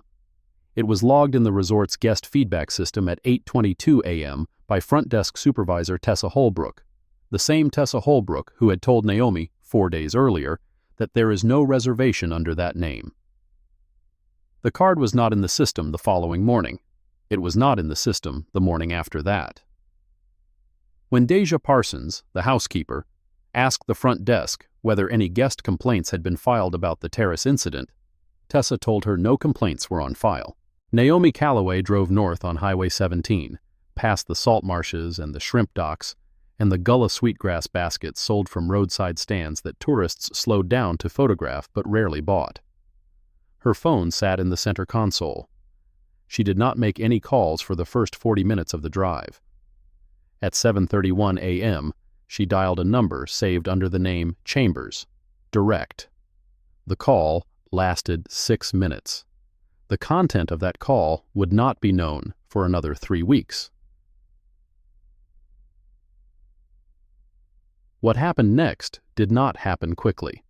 That is the first thing to understand about what followed. It did not happen the way it happens in stories, where evidence appears overnight and the guilty are exposed by sunrise. What happened took 22 days of paperwork, phone calls, referrals, counter-referrals, voicemail systems that answered with recorded messages about anticipated response times of 5 to 7 business days, and 2 certified letters that were signed for but never acknowledged. This is how the system works. Not with speed, with weight, with the particular heaviness of bureaucracy applied to people who have already been made to feel that their time does not matter. Naomi filed a formal complaint with the South Carolina Human Rights Commission on Tuesday, June 4th, 6 days after checkout. The complaint referenced Title II of the Civil Rights Act of 1964, codified at 42 U.S.C. Section 2000A, which prohibits discrimination in places of public accommodation on the basis of race. The form required 12 fields of information. She filled in all 12. She attached the booking confirmation email, sent March 14th, confirmation number PLS-88471, Ocean View Suite, 3 nights, prepaid in full. She attached the folio showing the unauthorized charges. She attached a written narrative of each incident. The side door escort on day 1, Margot Delaney's question about whether she was the new spa hire, Tessa Holbrook's statement that no reservation existed, the dinner removal from the outdoor table, the fake cease and desist letter, and the physical contact on the terrace. She did not attach the comment card. She noted on page 4 of her narrative that a comment card had been submitted and was no longer in the resort's system. She did not mention her profession. The form asked for occupation. She wrote, "Legal professional." If you think this is just about one resort and one woman, you haven't been paying attention. Subscribe now. What's coming next is something none of them saw coming. The receipts arrived in pieces. That is the second thing to understand. Not in a flood. In a drip. Slow enough to be ignored individually, damning enough in aggregate to become a pattern. Receipt 1. The booking confirmation email.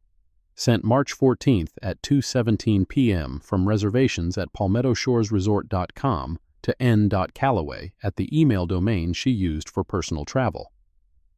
Subject line: Confirmation. Your stay at Palmetto Shores Resort. Body text included reservation number PLS-88471, room type Ocean View Suite, 314, check-in date May 29th, checkout June 1st. Prepaid amount $1,412. Credit card ending 8803. This was the document Naomi had read aloud on her first morning at the resort, standing at the front desk, phone screen angled toward Tessa Holbrook, who had looked at the screen for exactly 2 seconds before saying, and this is what she said, word for word, according to Naomi's written narrative and the lobby security camera footage that would later be subpoenaed. "I'm sorry, ma'am. There's no reservation under that name in our system. Perhaps you booked through a third-party site? Those sometimes don't sync." The reservation was not booked through a third-party site. It was booked through the resort's own website. The confirmation email came from the resort's own domain. The payment was processed through the resort's own merchant account. The reservation existed. It had simply been, and this word would appear 17 times in the subsequent investigation, reassigned. Receipt 2. The internal email. This one took longer to surface. It came through a public records request filed not by Naomi, but by a Charleston-based journalist named Warren Osei, who covered hospitality industry labor disputes and had received, 3 weeks after Naomi's checkout, an anonymous tip, a single sentence, no attachment, from a Proton mail address that was never traced. Ask Palmetto Shores about Suite 314 on May 29th. Osei filed a FOIA request with the Beaufort County Sheriff's Office for any incident reports, dispatch logs, or officer communications, referencing the Palmetto Shores Resort between May 28th and June 2nd. The request was fulfilled in 19 days. Among the documents returned was a copy of an email forwarded by Deputy Frank Moss to his watch commander as part of his incident documentation. The email was not written by Moss. It was written by Tessa Holbrook, sent to Bryce Kendall at 10:14 a.m. on May 29th, 37 minutes before Naomi's arrival. The email read, t.holbrook@palmettoshoresresort.com to b.kendall@palmettoshoresresort.com. Date, May 29th, 10:14 a.m. Subject line, Suite 314 heads up. Bryce. The guest checking into 314 today is not one of the Whitfield referrals. Mr. Whitfield's assistant called this morning and asked us to move her to a garden view room on the second floor. I told her the suite was prepaid and the guest hadn't requested a change. She said Mr. Whitfield would prefer it. I reassigned the room. Use the side entrance for check-in. Don't make it a scene, just redirect her. If she pushes back, call me. The email was sent 37 minutes before Naomi walked through the front door and was guided, by Bryce, to the side entrance instead. Mr. Whitfield, Corbin Whitfield, owner and managing director of the Whitfield Hospitality Group, parent company of Palmetto Shores Resort, operator of 11 properties across 4 southeastern states, and resident of the 6,200-square-foot penthouse occupying the resort's top floor, which he used approximately 40 days per year and which was, during the remaining 325 days, maintained by a staff of 3 at an annual cost, his accountant listed as a business expense. Corbin Whitfield had never met Naomi Calloway, had never spoken to her, had never, by his own later statement, been aware of her reservation until his assistant flagged it during a routine review of the week's guest list. The assistant, whose name would later be redacted in the investigation, had flagged the reservation because, and this is how Whitfield's attorney would phrase it, the guest profile did not match the resort's typical clientele demographic, and Mr. Whitfield's standing preference was to be informed of any bookings that deviated from the established guest profile. The established guest profile. That phrase would carry weight later. Considerable weight. Receipt 3. The 911 call log. i.e., dispatch log, Beaufort County 911 Center. Call received June 1st, 3:47 p.m.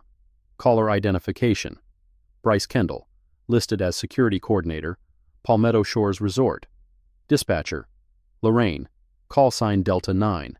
Duration, 4 minutes, 11 seconds. Partial transcript obtained through FOIA. Beaufort County 911, what is your emergency? This is Bryce Kendall at Palmetto Shores Resort. Caller ID should show our property line. We have a situation with a guest, former guest, who has been asked to leave the property and is refusing. She's becoming agitated. Is the individual threatening anyone or displaying a weapon? No weapons, but she grabbed my arm when I tried to escort her, and she's been confrontational, trespassing at this point. Has she been formally notified that she's no longer welcome on the property? Yes, ma'am, multiple times. Any injuries?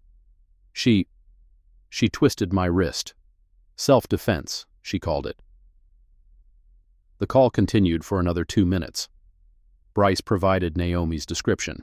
The dispatcher assigned Deputy Frank Moss, badge 2214, who arrived at the resort at 4:03 p.m., 16 minutes after the call.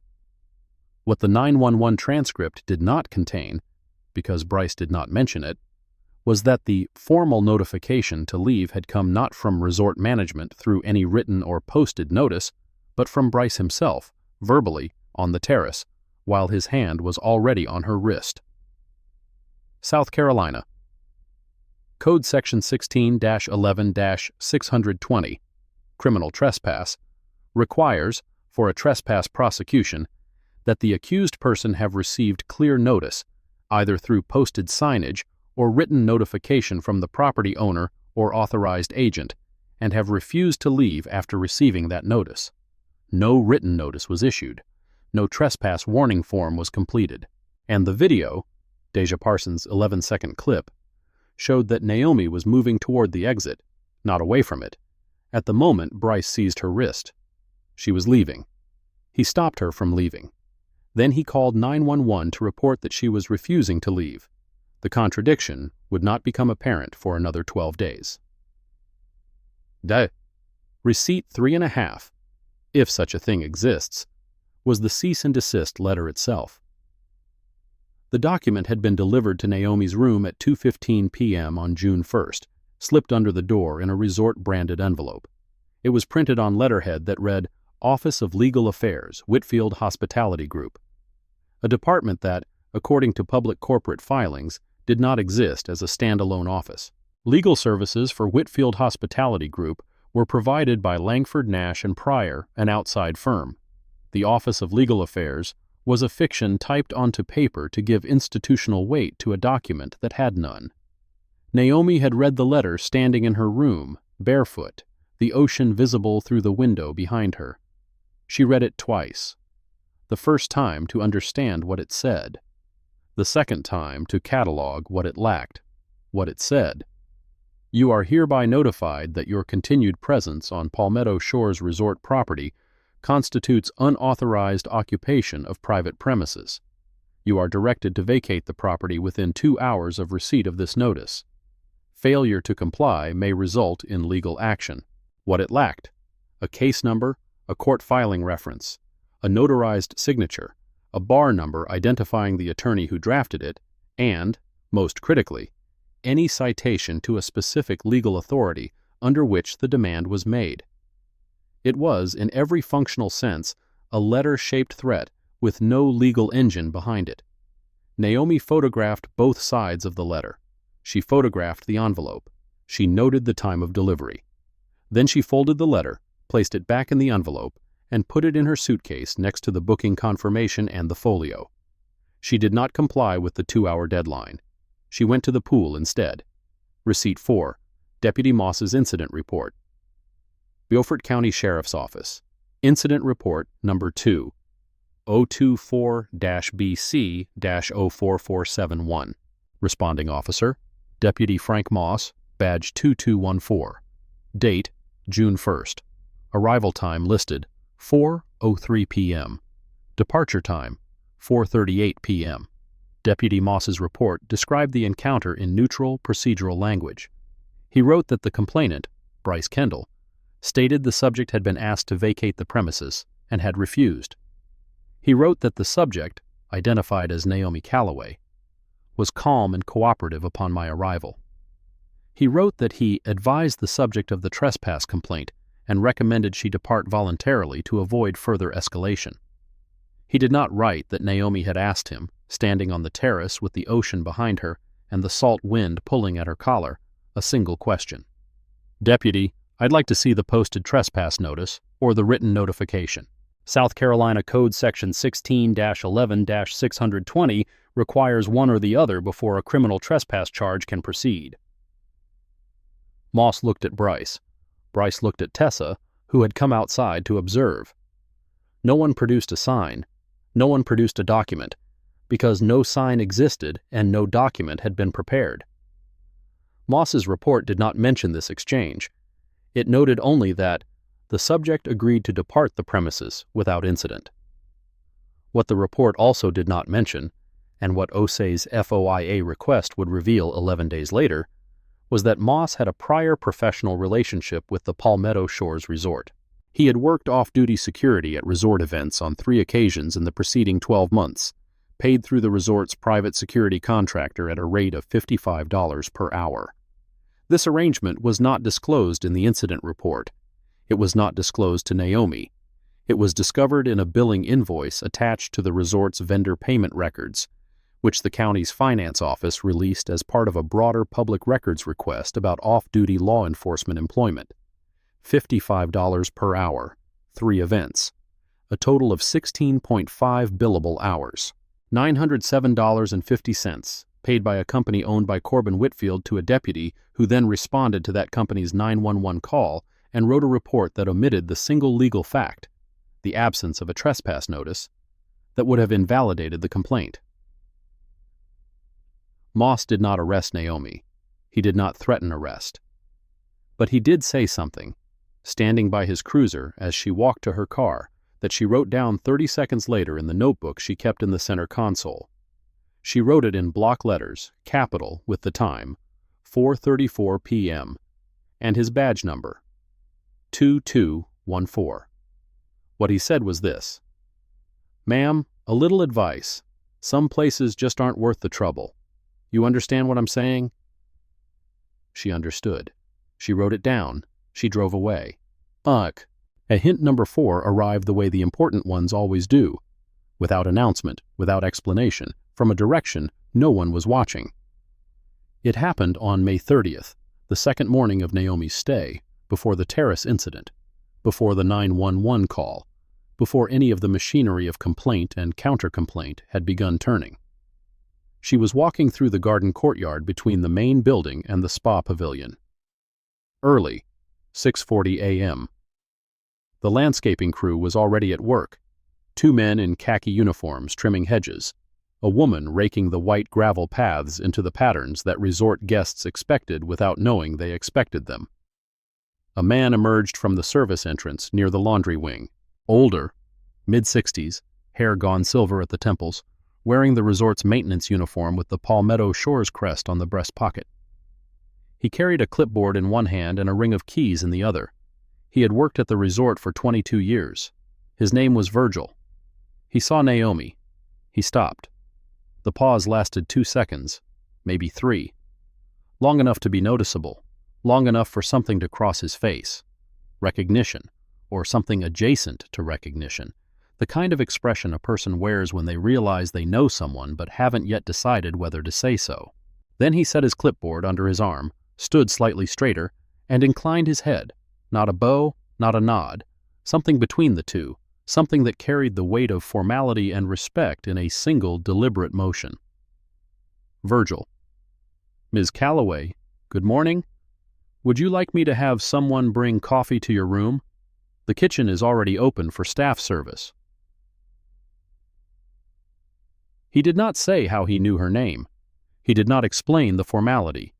He did not look around to see if anyone was watching, which suggested he did not care if anyone was watching. Naomi studied his face for a moment. Her expression did not change. She said, "Thank you, Virgil. That would be kind." She knew his name, too. Neither of them explained. Margot Delaney, walking past the courtyard on her way to the spa entrance, saw the exchange. She saw the inclination of Virgil's head. She saw the stillness, the particular quality of stillness that happens when 2 people are communicating more than their words contain. Margot did not ask about it, but she watched Naomi differently after that. Not with the same dismissal as before. Something more cautious. Something that felt, for the first time, like uncertainty.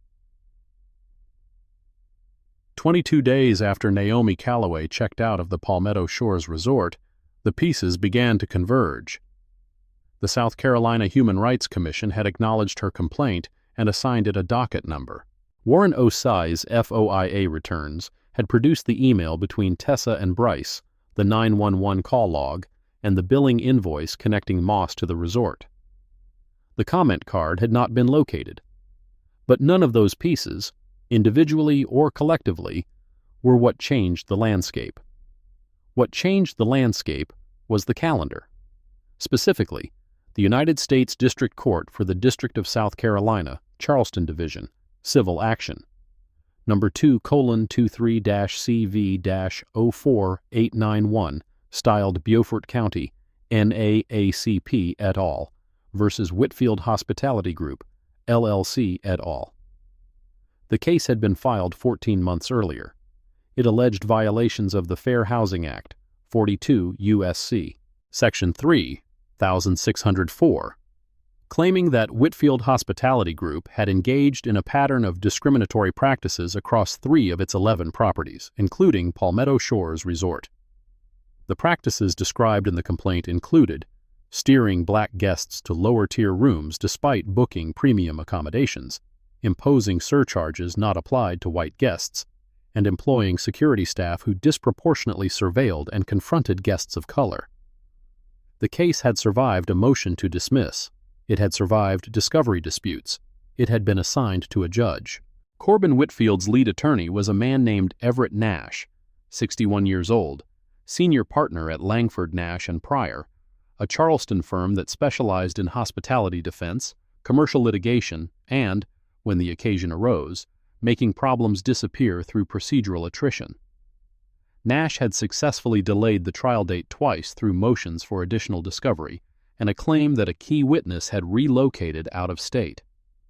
The third trial date was set for June 24th, 23 days after Naomi Calloway checked out of the resort that was named in the lawsuit.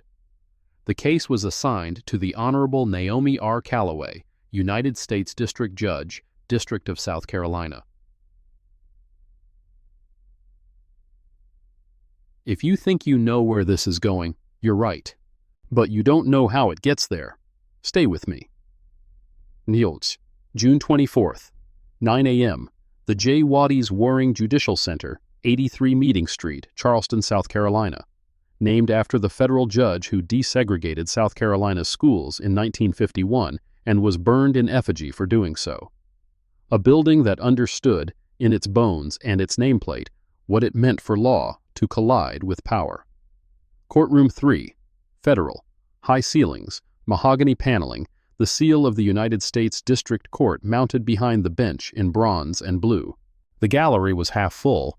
Attorneys, paralegals, 3 reporters from the Post and Courier, a representative from the NAACP Legal Defense Fund, and 16 spectators, whose interest ranged from professional to personal, to the simple human curiosity that draws people to courtrooms the way it draws them to weather. Corbin Whitfield arrived at 8:47 a.m. gray suit, French cuffs, leather shoes polished to a depth that suggested someone else had done the polishing. He walked through security with the practiced ease of a man accustomed to moving through institutional spaces without being questioned. Everett Nash walked beside him, briefcase in one hand, trial binder in the other. They took their seats at the defense table. Nash arranged his documents. Whitfield adjusted his cuffs. They did not speak. The confidence between them was the kind that comes from long acquaintance and shared assumption. We will prevail because we always prevail, because the architecture of the system was built by people who look like us. At the plaintiff's table, attorneys Denise Okafor and James Tolbert reviewed their exhibits. Okafor was 53, Howard Law, 26 years of civil rights litigation. Tolbert was 31, her second chair, meticulous with evidence binders. Behind them, 3 community representatives from the Beaufort County NAACP sat with the posture of people who had been waiting 14 months and understood that waiting was the price of admission. At 8:56 a.m., the courtroom deputy, a woman in her 40s with close-cropped hair and a bearing that suggested prior military service, stepped to the front of the room. Courtroom deputy. All rise. The United States District Court for the District of South Carolina, Charleston Division, is now in session. The Honorable Judge Naomi R. Calloway presiding. The chamber door opened. 3 steps up to the bench. Black robes, pressed. Reading glasses on a chain. The same face, the same posture, the same measured gait, but framed now by mahogany and bronze, and the weight of federal authority. Naomi Calloway took her seat. She looked at the gallery, at the plaintiff's table, at the defense table.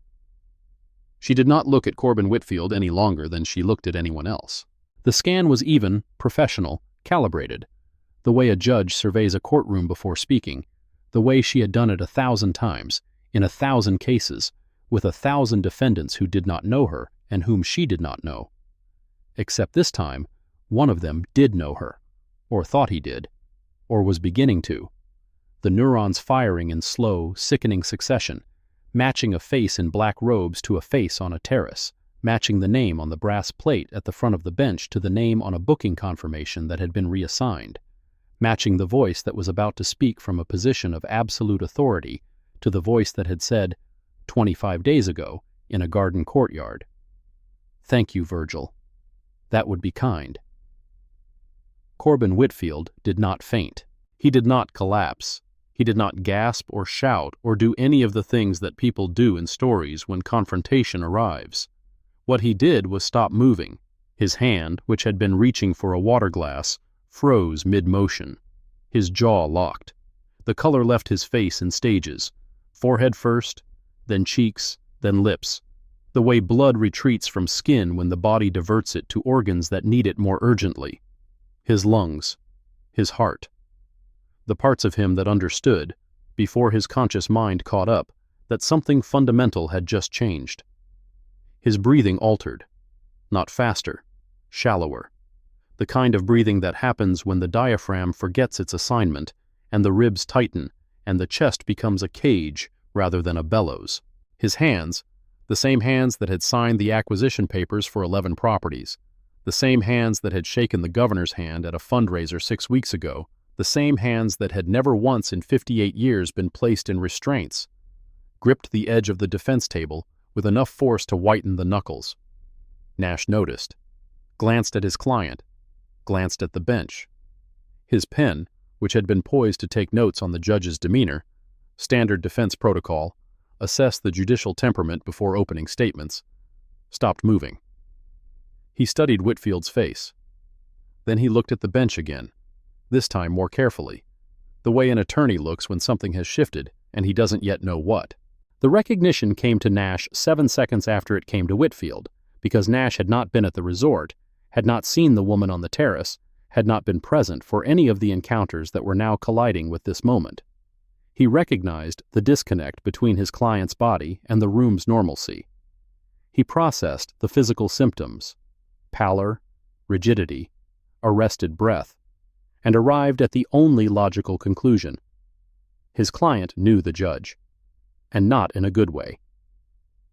Nash leaned 1 inch toward Whitfield, whispered, "Corbin, what is it?" Whitfield did not answer. His eyes were locked on the bench, on the face above the black robes, on the reading glasses resting on the chain, on the hands, the same hands that had freed themselves from Bryce Kendall's grip 3 weeks ago, now folding calmly on the judicial desk. "Good morning. This is Civil Action Number 2:23-CV-04891. The court has reviewed the parties' pretrial submissions. Before we proceed, are there any preliminary matters?" Her voice was level, professional, the same voice she had used at the front desk when reading her confirmation number, the same voice she had used on the terrace when Bryce Kendall's hand closed around her wrist. Nash rose. "No preliminary matters from the defense, Your Honor." Okafor rose. "None from the plaintiffs, Your Honor." "Very well. Counsel will proceed with opening statements. Ms. Okafor, whenever you're ready." "Il." Okafor began her opening. The gallery listened. The reporters wrote. The ceiling fans turned slowly above the courtroom, circulating air that smelled like wood polish and old precedent. Corbin Whitfield did not hear a word. He was staring at the bench, at the woman behind it, with an expression that had traveled past shock and arrived at something colder. Calculation. He leaned toward Nash, whispered. Nash's pen stopped moving. He looked at Whitfield, looked at the bench, looked at Whitfield again. Then he closed his eyes for 1 full second, the kind of pause that, in a man who bills at $800 an hour, represents a significant investment. He opened his trial binder, found a blank page, wrote 4 words, turned the page toward Whitfield. The 4 words were, "Do not say anything." Whitfield ignored them. When Okafor finished her opening and Naomi invited Nash to deliver his, Whitfield stood before Nash could. The attorney's hand shot out, grabbed his client's sleeve. But Whitfield pulled free. Corbin Whitfield. "Your Honor, I need to address something before we go further." "Mr. Whitfield, you are represented by counsel. If you wish to address the court, please do so through Mr. Nash." Corbin Whitfield. "This is personal. I know you. You were at my resort 3 weeks ago. You are the woman who—" Nash was on his feet. "Your Honor, I apologize. My client is—" "Mr. Whitfield, sit down. 2 words. No volume increase. No gavel." The command carried on the frequency of institutional authority, the kind that does not need to raise its voice because the architecture does the amplifying. Whitfield did not sit down. His face had passed through its bloodless phase and arrived at red. The particular red of humiliation, combined with the particular red of a man who is accustomed to being the most powerful person in any room and has just discovered, irrevocably, that he is not. I'm not going to be judged by someone who was a guest at my property. This is a conflict of interest. I demand a different judge. Mr. Whitfield, in this courtroom, the law does not recognize net worth as grounds for exemption from basic decorum. You will stand when addressed, you will speak through counsel, or you will be held in contempt under 18 U.S.C. Section 401. This is your only warning. The courtroom went silent. Not the silence of discomfort, the silence of recognition. The silence that follows when something real has been said, something that cannot be unsaid, something that has rearranged the molecules in the room. Whitfield stood there, standing, technically compliant, vibrating with an energy that wanted to be rage but had nowhere to go.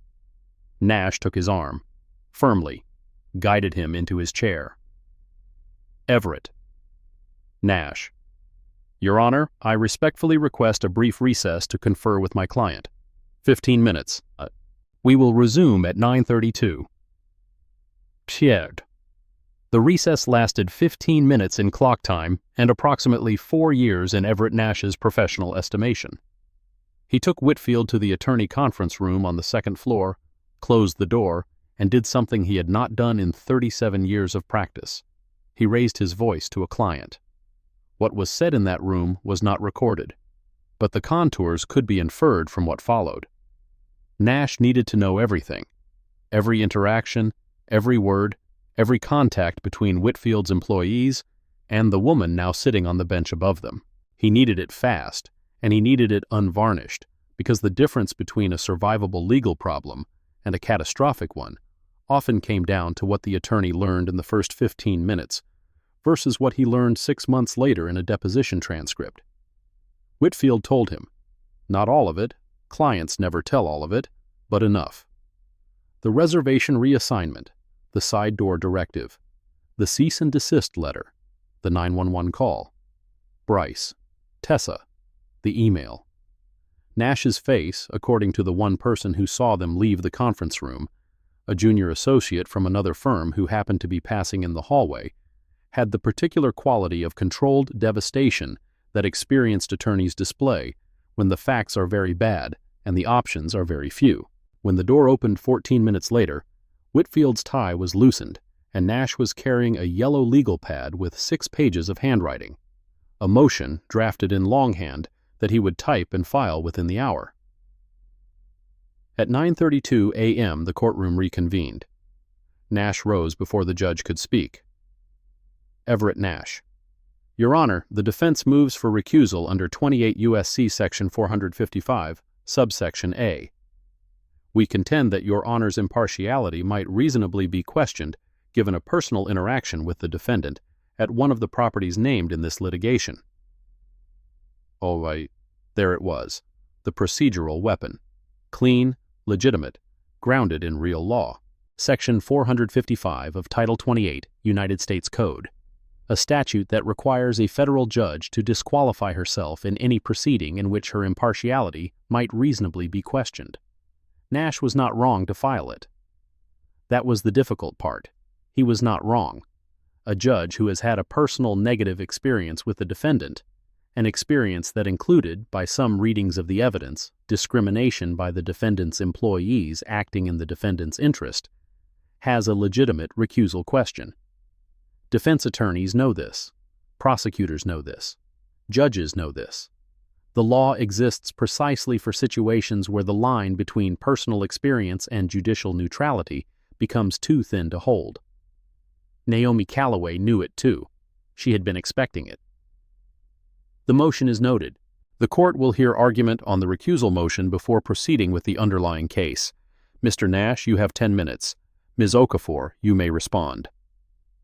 Nash argued, carefully, technically, without the bombast of a man who believes he is right, but with the precision of a man who believes he can win on procedure. He cited the facts. His client owned the resort. The judge had been a guest at the resort. The interaction had been, he chose the word carefully, contentious. Your Honor, Section 455 does not require actual bias. It requires only that an objective observer might reasonably question impartiality.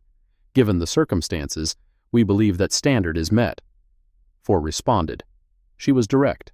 Your Honor, the defense's motion conflates personal discomfort with legal disqualification. Section 455 requires a reasonable basis to question impartiality, not merely a prior encounter. The court's experience as a guest at the defendant's property is no different from any consumer who has interacted with a business later subject to litigation. If personal experience with a defendant's services were grounds for recusal, no judge who has ever eaten at a restaurant, stayed at a hotel, or shopped at a store could hear a case involving that establishment. She paused, then added, Moreover, the defense's motion raises an ironic concern. If the defendant's employees engaged in discriminatory conduct toward the presiding judge, conduct consistent with the very pattern alleged in this lawsuit, then the motion to recuse effectively asks the court to reward that discrimination by removing the judge who experienced it. Nash objected. The objection was sustained on grounds of argumentative rhetoric, but the point had been made. The gallery heard it. The reporters wrote it down. The words sat in the air of the courtroom like smoke. Judge Calloway did not rule on the motion that morning. She scheduled a separate hearing, 48 hours later, June 26th, to consider the recusal question in full. She invited both parties to submit briefs. She ordered the trial proceedings stayed pending resolution of the motion. And then she did something that no one in the courtroom expected. Before we adjourn, the court wishes to place certain facts on the record. On May 29th through June 1st of this year, I was a registered guest at the Palmetto Shores Resort, a property owned and operated by the defendant, Whitfield Hospitality Group.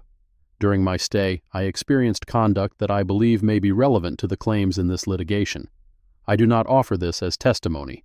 I am not a witness in this case and will not serve as one. I offer it solely for the purpose of full disclosure, as required by Canon 3 of the Code of Conduct for United States Judges. She opened a folder, read from it. Dates, times, names. May 29th. I arrived at the resort at approximately 10:51 a.m.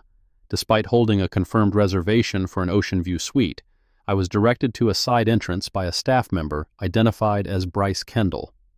Front desk supervisor Tessa Holbrook informed me that no reservation existed under my name. The reservation was subsequently located after I presented my confirmation email. I was assigned a garden view room, not the suite I had booked. She turned a page. May 30th. I was asked by a resort guest, identified in my notes only as Margot, whether I was the new spa hire. I was not wearing a uniform or employee identification. I was wearing civilian clothes and carrying a personal beach bag. Another page. May 31st. I was asked to vacate an outdoor dining table on the grounds that it was reserved for VIP guests. No reservation placard was visible. The table adjacent to it, occupied by 2 white guests, bore no reservation placard either and was not disturbed. Another page. June 1st. I received a document styled as a cease and desist letter delivered to my room by Mr. Kendall. The letter demanded that I vacate the property. It bore no court seal, no case number, and no attorney signature. It was not, by any standard of legal practice, a valid legal instrument. She closed the folder, looked at the courtroom. Also on June 1st, Mr. Kendall seized my wrist during what I understood to be my departure from the property. I freed myself using minimal defensive contact. Mr. Kendall subsequently called 911 and reported me as a trespasser. Deputy Frank Moss, badge 2214, responded. No trespass notice, posted or written, was produced. I departed voluntarily. She paused, set her reading glasses on the bench. These facts are now part of the record. The court will consider the recusal motion with full transparency regarding these events. The question before the court is not whether these events occurred. They did. The question is whether they prevent me from adjudicating this case fairly. I will answer that question on June 26th. She stood. The courtroom stood with her. Court is adjourned. June 26th. The recusal hearing. Same courtroom, fuller gallery. The reporters had doubled. A crew from CNN affiliate WCSC had arrived. A legal correspondent from Reuters sat in the third row, laptop balanced on his knees. The hearing lasted 3 hours and 41 minutes. Nash presented his case methodically. He argued that the events at the resort constituted a personal interaction of adversarial nature that created an appearance of bias. He cited case law, Liddicky v. United States, 510 U.S. 540, for the proposition that judicial bias may arise from extrajudicial sources. He submitted affidavits from Tessa Holbrook and Bryce Kendall, both of whom described Naomi's behavior at the resort as confrontational and escalating. Okafor responded with evidence. She introduced, over Nash's objection, which was overruled, 4 documents obtained through the FOIA process and authenticated under Federal Rule of Evidence 901(b)(4). Document 1. The email from Tessa Holbrook to Bryce Kendall, dated May 29th, directing him to redirect Naomi to the side entrance at Mr. Whitfield's instruction. Document 2. The 911 call transcript showing Bryce's characterization of Naomi as confrontational, while the call itself revealed no posted trespass notice existed. Document 3. The billing invoice showing Deputy Moss's off-duty employment by the resort's security contractor. Document 4, and this was the one that shifted the room, was Deja Parsons' video. 11 seconds. Played on the courtroom monitor. Bryce Kendall's hand closing around Naomi's wrist as she moved toward the exit. Naomi's wrist rotation, precise, controlled, unhurried. Bryce stumbling backward, Naomi standing still. The video was authenticated by Deja Parsons herself, who appeared via video link from a cousin's house in Savannah, Georgia. She had left the resort's employment 8 days after the incident. She testified, voice steady, hands clasped, that she had not been fired. She had been informed that her schedule was being restructured and that no shifts were available for the foreseeable future. She also testified that, on the morning after the incident, she had found a note in her employee locker, typed, unsigned, on plain paper. 3 sentences. Deja Parsons. It said, "Loyalty to Palmetto Shores is a condition of employment. Unauthorized recordings on resort property are grounds for immediate termination. This is a reminder, not a warning." Okafor let the testimony sit in the courtroom for 5 full seconds before speaking again. Denise Okafor. Your Honor, the defense argues that Your Honor's experience at the resort creates a reasonable question about impartiality. The plaintiffs submit that this evidence, the email directing staff to redirect a black guest, the fabricated trespass complaint, the off-duty financial relationship between the responding deputy and the resort, the retaliatory treatment of a witness, demonstrates that what Your Honor experienced was not an isolated interpersonal conflict. It was the very pattern of discrimination alleged in this lawsuit. Nash objected. The objection was noted for the record. Judge Calloway ruled on June 28th, 2 days after the hearing. The ruling was 7 pages, single-spaced, issued from chambers, and filed with the clerk at 8:14 a.m. She granted the motion. She recused herself, but not before writing, in the final 2 pages of her ruling, an analysis that would be cited in 4 subsequent federal cases and republished in the Yale Law Journal's online supplement. The ruling read, in part, "The court finds that the events of May 29th through June 1st, when viewed objectively, create an appearance that the court's impartiality might reasonably be questioned within the meaning of 28 U.S.C. Section 455, A. The court therefore grants the motion and recuses itself from this proceeding." However, the court notes that recusal does not, and must not, serve as a mechanism by which discriminatory conduct effectively selects the judiciary. If a pattern of discrimination can remove from the bench any judge who experiences that discrimination, then the remedy for bias becomes, itself, a tool of bias. The court urges future consideration of this paradox. The court further notes that the evidence presented at the June 26th hearing, including email communications directing the differential treatment of the undersigned, a fabricated trespass complaint, and the retaliatory treatment of a potential witness, raises concerns independent of this litigation. The court has referred this evidence, pursuant to its authority under 28 U.S.C. Section 1651 and Local Rule 83.1, to the Federal Bureau of Investigation, Civil Rights Division, and to the Department of Justice, Housing and Civil Rights Section, for such further action as those agencies deem appropriate. She recused. She stepped back. She gave up the case. But she did not give up the evidence. She sent it where it needed to go, to agencies that Corbin Whitfield's attorney could not file a motion against, to investigators who did not need Whitfield's permission to open his records, to a division of the federal government whose explicit purpose is to identify, document, and prosecute patterns of housing discrimination across the United States. She lost the battle. She redirected the war. Some fights can't be won in a single courtroom, but this judge made sure the evidence would outlive every motion to suppress it. Keep watching, because the system isn't done with this story. The case was reassigned. United States District Judge Marlon Gaines, 64 years old, 22 years on the bench, appointed by a different president, received the file on July 1st and scheduled a new pretrial conference for July 15th. The trial, the actual trial of the Fair Housing Act claims, was set for October, 4 months away. The kind of delay that costs plaintiffs money and hope in roughly equal measure. The kind of delay that defendant-side attorneys understand instinctively. Time is the most effective defense.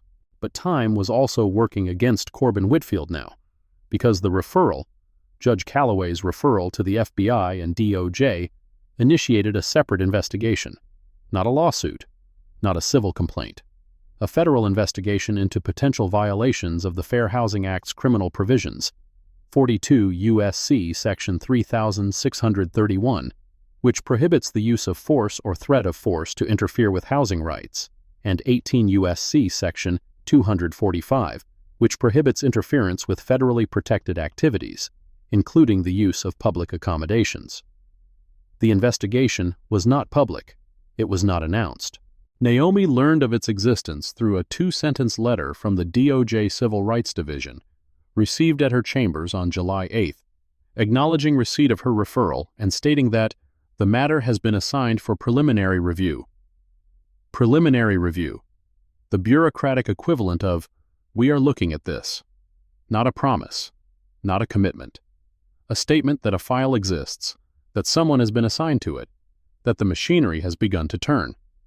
Whether it would turn fast enough, far enough, or in the right direction, that was not something the letter could say. What the letter could not say, the consequences said for themselves, slowly, unevenly. The way consequences always arrive when institutions protect their own. Deputy Frank Moss was the subject of an internal review initiated by the Beaufort County Sheriff's Office Professional Standards Unit after Osei's article, published in the Charleston City paper on July 2nd under the headline, "Resort Guest Complaints Reveal Off-Duty Deputies' Financial Ties," generated enough public attention that the sheriff's office could no longer pretend it was not aware of the situation. The review took 11 weeks. Its findings, released in mid-September, concluded that Moss had failed to disclose a potential conflict of interest in responding to the 911 call and had omitted material facts from his incident report, specifically the absence of a posted trespass notice. The recommended discipline: written reprimand and mandatory retraining on conflict of interest disclosure requirements. Not suspension, not termination. A letter in a file and a class he would attend for 6 hours on a Saturday in October. Moss was not fired. He was not reassigned. He continued to work patrol in the same district that included the Palmetto Shores Resort. The off-duty security work was voluntarily discontinued, according to a statement from his attorney, a phrase that meant he stopped doing it before they made him stop doing it, which is the institutional equivalent of resigning before you're fired and claiming it was your idea. Bryce Kendall was terminated by the resort on July 19th, not for the incident itself, but for what the resort's HR director described in the termination letter as failure to follow guest interaction protocols and unauthorized contact with law enforcement without management approval.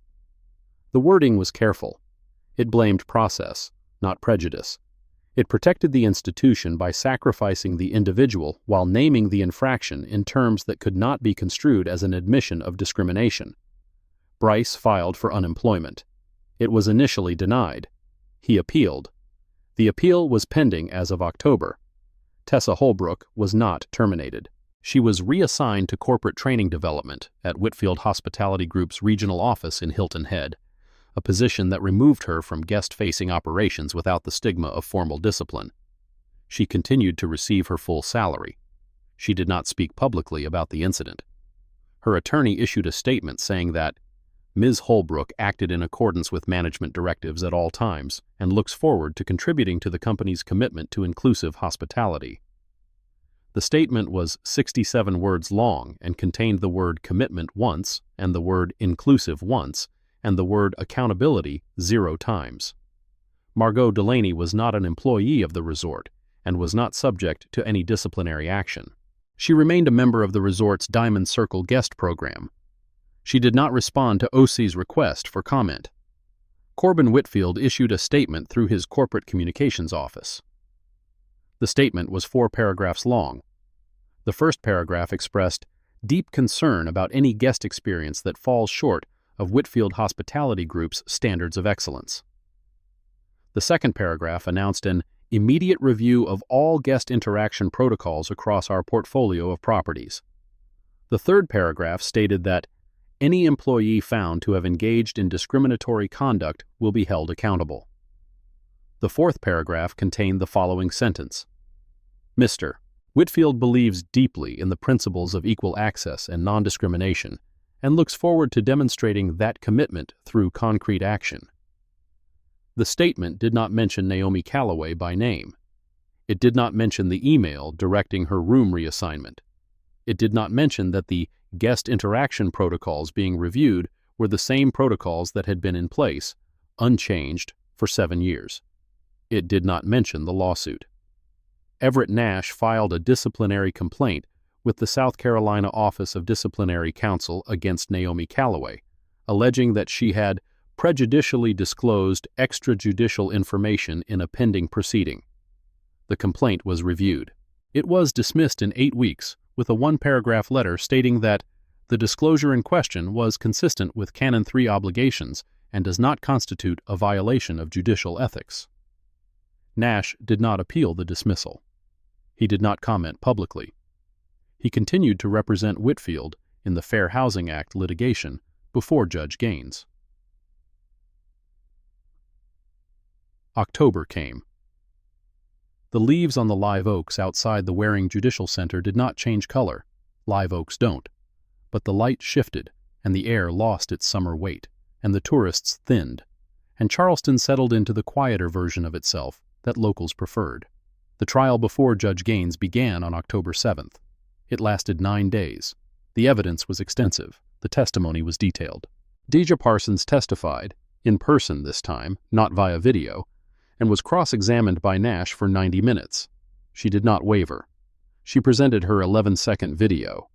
She presented the unsigned note from her locker. She presented her termination letter, which the court admitted over Nash's objection as evidence of retaliatory conduct. 6 other former employees of Whitfield Properties testified. 3 current employees testified under subpoena, with varying degrees of reluctance. An expert witness in hospitality industry discrimination, a professor from Cornell's School of Hotel Administration, testified about pattern and practice analysis. The jury deliberated for 2 days. They returned a verdict on October 18th. Liable. On 3 of 4 counts. Compensatory damages, $2. $3 million. Punitive damages, $4.1 million, later reduced by Judge Gaines to $1.8 million under Eighth Amendment proportionality review. Whitfield Hospitality Group announced its intention to appeal. Nash filed the notice within 10 days. The appeal would take 18 months, minimum, possibly longer. The money, if it was ever paid, would go to the plaintiffs, the Beaufort County NAACP chapter, 3 individual complainants, and a community fund for legal aid services, if it was ever paid. Appeals are long. Settlements are common. The architecture of delay is patient and well-funded. But the trial was not the end. The FBI investigation, the one initiated by Judge Calloway's referral, continued through the fall and into the winter. It was not public. Its progress was not reported. Its existence was known only to the agents assigned, the prosecutors supervising, and the subjects who had received target letters, though which subjects had received target letters and how many was not disclosed. What was disclosed, in a filing made by the DOJ Civil Rights Division on November 15th, was that the Department of Justice had opened a formal pattern or practice investigation into Whitfield Hospitality Group's operations across all 11 properties. The investigation would examine employment practices, guest treatment protocols, security operations, and the company's relationship with local law enforcement agencies. A consent decree was proposed. Whitfield's corporate counsel rejected the initial terms. Negotiations were expected to last, and this is the phrase the DOJ used, several months. Several months. In federal investigation time, that meant a year, maybe 2. The machinery turns. It does not hurry. November 22nd, late afternoon. Naomi Calloway sat in her chambers, the same chambers she had worked in for 6 years, with the same view of the harbor and the same photograph of her mother on the credenza, and the same copy of the Federal Rules of Civil Procedure on the shelf behind her desk. Her phone buzzed. A text from a number she did not recognize. No message, just a forwarded email, screenshot format. The screenshot showed a message with the following header: from redacted at whitfield-holdings.com to redacted at whitfield-holdings.com at whitfield-holdings.com at whitfield-holdings.com. Date: November 19th. Subject: RE liability exposure, Calloway incident. Board eyes only. The body of the email was blacked out. Every line, every word. Nothing visible except the subject line and the distribution. 4 recipients, all redacted, all at the same corporate domain. Who sent the screenshot? The number was untraceable, prepaid, purchased with cash at a gas station in Myrtle Beach. Activated once, used once. Who were the 4 recipients? Board members, presumably, but which ones? Whitfield Hospitality Group's board of directors had 9 members. 5 were Whitfield family. 4 were independent. The email went to 4 people. The math was ambiguous by design. What did the email say? No one outside the distribution list knew. The content was redacted. The subject line was all that remained, a phrase that contained 2 words that carried legal weight: liability and exposure, words that boards use when they are not discussing how to do the right thing, but how to calculate the cost of having done the wrong thing. Naomi stared at the screenshot for a long time. Then she forwarded it, without comment, to the FBI agent assigned to the pattern or practice investigation. The agent acknowledged receipt. No further communication followed. The same week, Deja Parsons, now living in Savannah, working at a hotel that was not owned by Whitfield Hospitality Group, received an envelope at her cousin's address. No return address. Postmarked from Beaufort, South Carolina. Inside was a single sheet of paper, typed, unsigned, 3 sentences.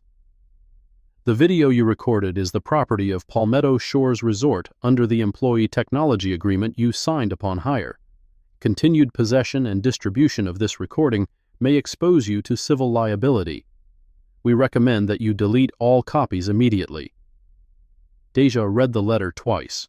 She set it on the kitchen table. She looked at her phone, at the video, still saved in her cloud backup, still in the folder labeled Personal. She did not delete it. She also did not know what she would do next. The letter was not a legal document. It was not signed by an attorney. It cited no statute, no case law, no specific provision of the employee agreement. It was a bluff. Or it wasn't. It was a threat. Or it wasn't. It existed in the gray space between intimidation and procedure, the space where powerful people operate because it allows them to deny intent while achieving effect. Deja put the letter in a drawer. She locked her phone. She went to work. The video remained. The letter remained. The question remained. December. Naomi Calloway presided over 3 cases that month. 2 sentencing hearings and a civil trial involving a maritime insurance dispute. She wrote opinions. She reviewed briefs. She attended a judicial conference panel on implicit bias in courtroom procedure, a topic she had been invited to speak on, she suspected, not because of her scholarship, but because of her recent visibility. She did not discuss the Whitfield case publicly. She did not grant interviews. She did not respond to the 17 media requests that her clerk logged between July and December. She drove home each evening along the same route, over the Ravenel Bridge, through Mount Pleasant, to the house on Sullivan's Island that she had purchased 11 years ago, with the money she earned as a partner at a litigation firm in Atlanta before the judicial appointment. The house had a porch that faced the ocean. She sat on it some evenings, when the weather allowed, and watched the water do what water does, move and recede and return, indifferent to the architectures built along its edges. Her phone rang one evening in mid-December. The caller ID showed Chambers, direct. She answered. The conversation lasted 4 minutes. When it ended, she sat on the porch for a long time without moving. She had been offered, by the Chief Judge of the Fourth Circuit, in a call that was framed as informal, but was anything but, the opportunity to serve on an advisory panel for federal judicial ethics reform. The panel would examine, among other things, the question of how recusal standards interact with judicial experiences of discrimination. The paradox she had written about in her ruling: if discrimination can remove from the bench any judge who experiences that discrimination, then the remedy for bias becomes itself a tool of bias. Had been read, had been discussed, had generated, in the careful language of federal judicial administration, significant interest at the circuit level. She had not said yes. She had not said no. She had said she would think about it. She thought about it on the porch, with the ocean in front of her and the phone dark in her lap. The consent decree negotiations between the DOJ and Whitfield Hospitality Group continued into the new year. As of January 15th, no agreement had been reached. The DOJ's proposed terms included mandatory diversity training for all employees, an independent compliance monitor appointed for 3 years, quarterly reporting on guest complaints disaggregated by race, and a $1.2 million investment in community-based anti-discrimination programs. Whitfield's corporate counsel countered with voluntary training, internal compliance review, annual reporting with no racial disaggregation, and a $200,000 charitable donation to an organization of the company's choosing. The gap between those positions was not just financial. It was philosophical. It was the difference between accountability imposed from outside and accountability managed from within, between transparency and opacity, between the system changing and the system appearing to change while remaining, in its essential architecture, exactly as it was. The negotiations were expected to continue for, and this phrase appeared again, several months. Deputy Moss completed his retraining. He returned to full duty. He did not work off-duty security at the resort again, but the memo prohibiting it applied only to him, not to other deputies in the district. The structural arrangement, in which law enforcement officers were paid by the businesses they might later be called to protect, remained intact. Bryce Kendall's unemployment appeal was denied. He moved to Myrtle Beach. He did not file a wrongful termination claim. Tessa Holbrook remained in her corporate training position. She developed, according to the Whitfield Hospitality Group's Q4 internal newsletter, a new onboarding module focused on inclusive guest engagement.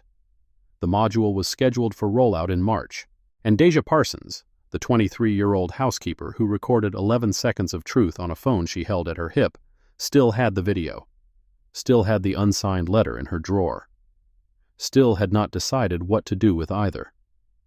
She had, however, done one thing. She had called Warren Osei, the journalist, and left a voicemail. She did not describe the letter. She did not mention the video. She said only, "Deja Parsons. Mr. Osei, this is Deja Parsons. You wrote the article about Palmetto Shores. I think we should talk. Not now. Soon. When I figure some things out." Osei saved the voicemail. He did not call back immediately. He understood, from years of working sources who were frightened and uncertain and caught between conscience and consequence, that soon meant exactly what it said. Not now. Not never. Soon. He could wait. On a Tuesday evening in late January, Naomi Calloway sat in her chambers after the building had emptied. The cleaning crew had finished the hallway. The security guard had made his 8 p.m. round. The only sound was the building itself, the settling of old beams, the hum of climate control, the particular silence of a courthouse after hours, when the arguments have ended and the evidence has been filed, and the weight of everything that happened inside those walls presses gently against the plaster. She opened her desk drawer. Inside was a manila folder, not a case file, not a brief, not a ruling. A personal folder. Inside it, the booking confirmation for Palmetto Shores Resort, the folio with the unauthorized charges, the comment card. She had made a copy before submitting the original, the photograph of the garden courtyard where Virgil had called her by name. She looked at these things the way a person looks at objects that have become artifacts. No longer receipts of an experience, but evidence of a turning point, proof that something happened, that it mattered, that it was not imagined. Then she closed the folder, put it back in the drawer. Her phone sat on the desk. One missed call, from a 202 area code she did not recognize. No voicemail. She did not return it. On the credenza behind her, next to the photograph of her mother, a new object had appeared sometime in the last 2 months. A small framed print, no larger than an index card, of a passage from the dissent in Plessy versus Ferguson. The passage read, "The law regards man as man and takes no account of his color when his civil rights as guaranteed by the supreme law of the land are involved." She had not hung it on the wall. She had not displayed it prominently. It sat where only she could see it, on the credenza behind her chair, facing the window. The harbor lights were on. The water moved. Somewhere across the city, in a corporate office that had once belonged to a man who believed his net worth exempted him from basic decorum, a server hummed with emails that had been sent and received and archived and, in at least one case, forwarded to a person who was never supposed to see them. The consent decree was unsigned. The appeal was unfiled. The pattern or practice investigation was open. Deja Parsons had not deleted the video. And the email, the one with the subject line that read, "R.E. Liability Exposure, Callaway Incident, Board Eyes Only," remained exactly as it had arrived. 4 redacted recipients, a body of text no one outside the distribution list had ever read, and a subject line that contained, in 12 words, the particular anxiety of powerful people who have begun to suspect that the architecture they built to protect themselves is the same architecture that will, eventually, expose them. The lock on the chamber's door clicked twice, Naomi turning the deadbolt, then the knob lock, and then there was silence. The kind of silence that is not empty, the kind that holds everything that has not yet been said. The consent decree is unsigned. The investigation is open. The video still exists. And somewhere in a drawer in Savannah, an unsigned letter sits next to a phone that contains 11 seconds of truth. This story is not over. If you want to know what Deja decides, and whether the board email ever sees daylight, subscribe now. Some receipts don't have an expiration date.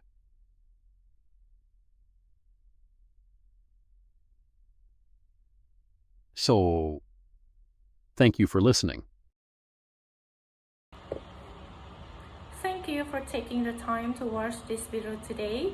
If you found the content helpful, please remember to like and subscribe so you won't miss our upcoming episodes. If you have any questions or suggestions, feel free to leave a comment below. We are always here to listen.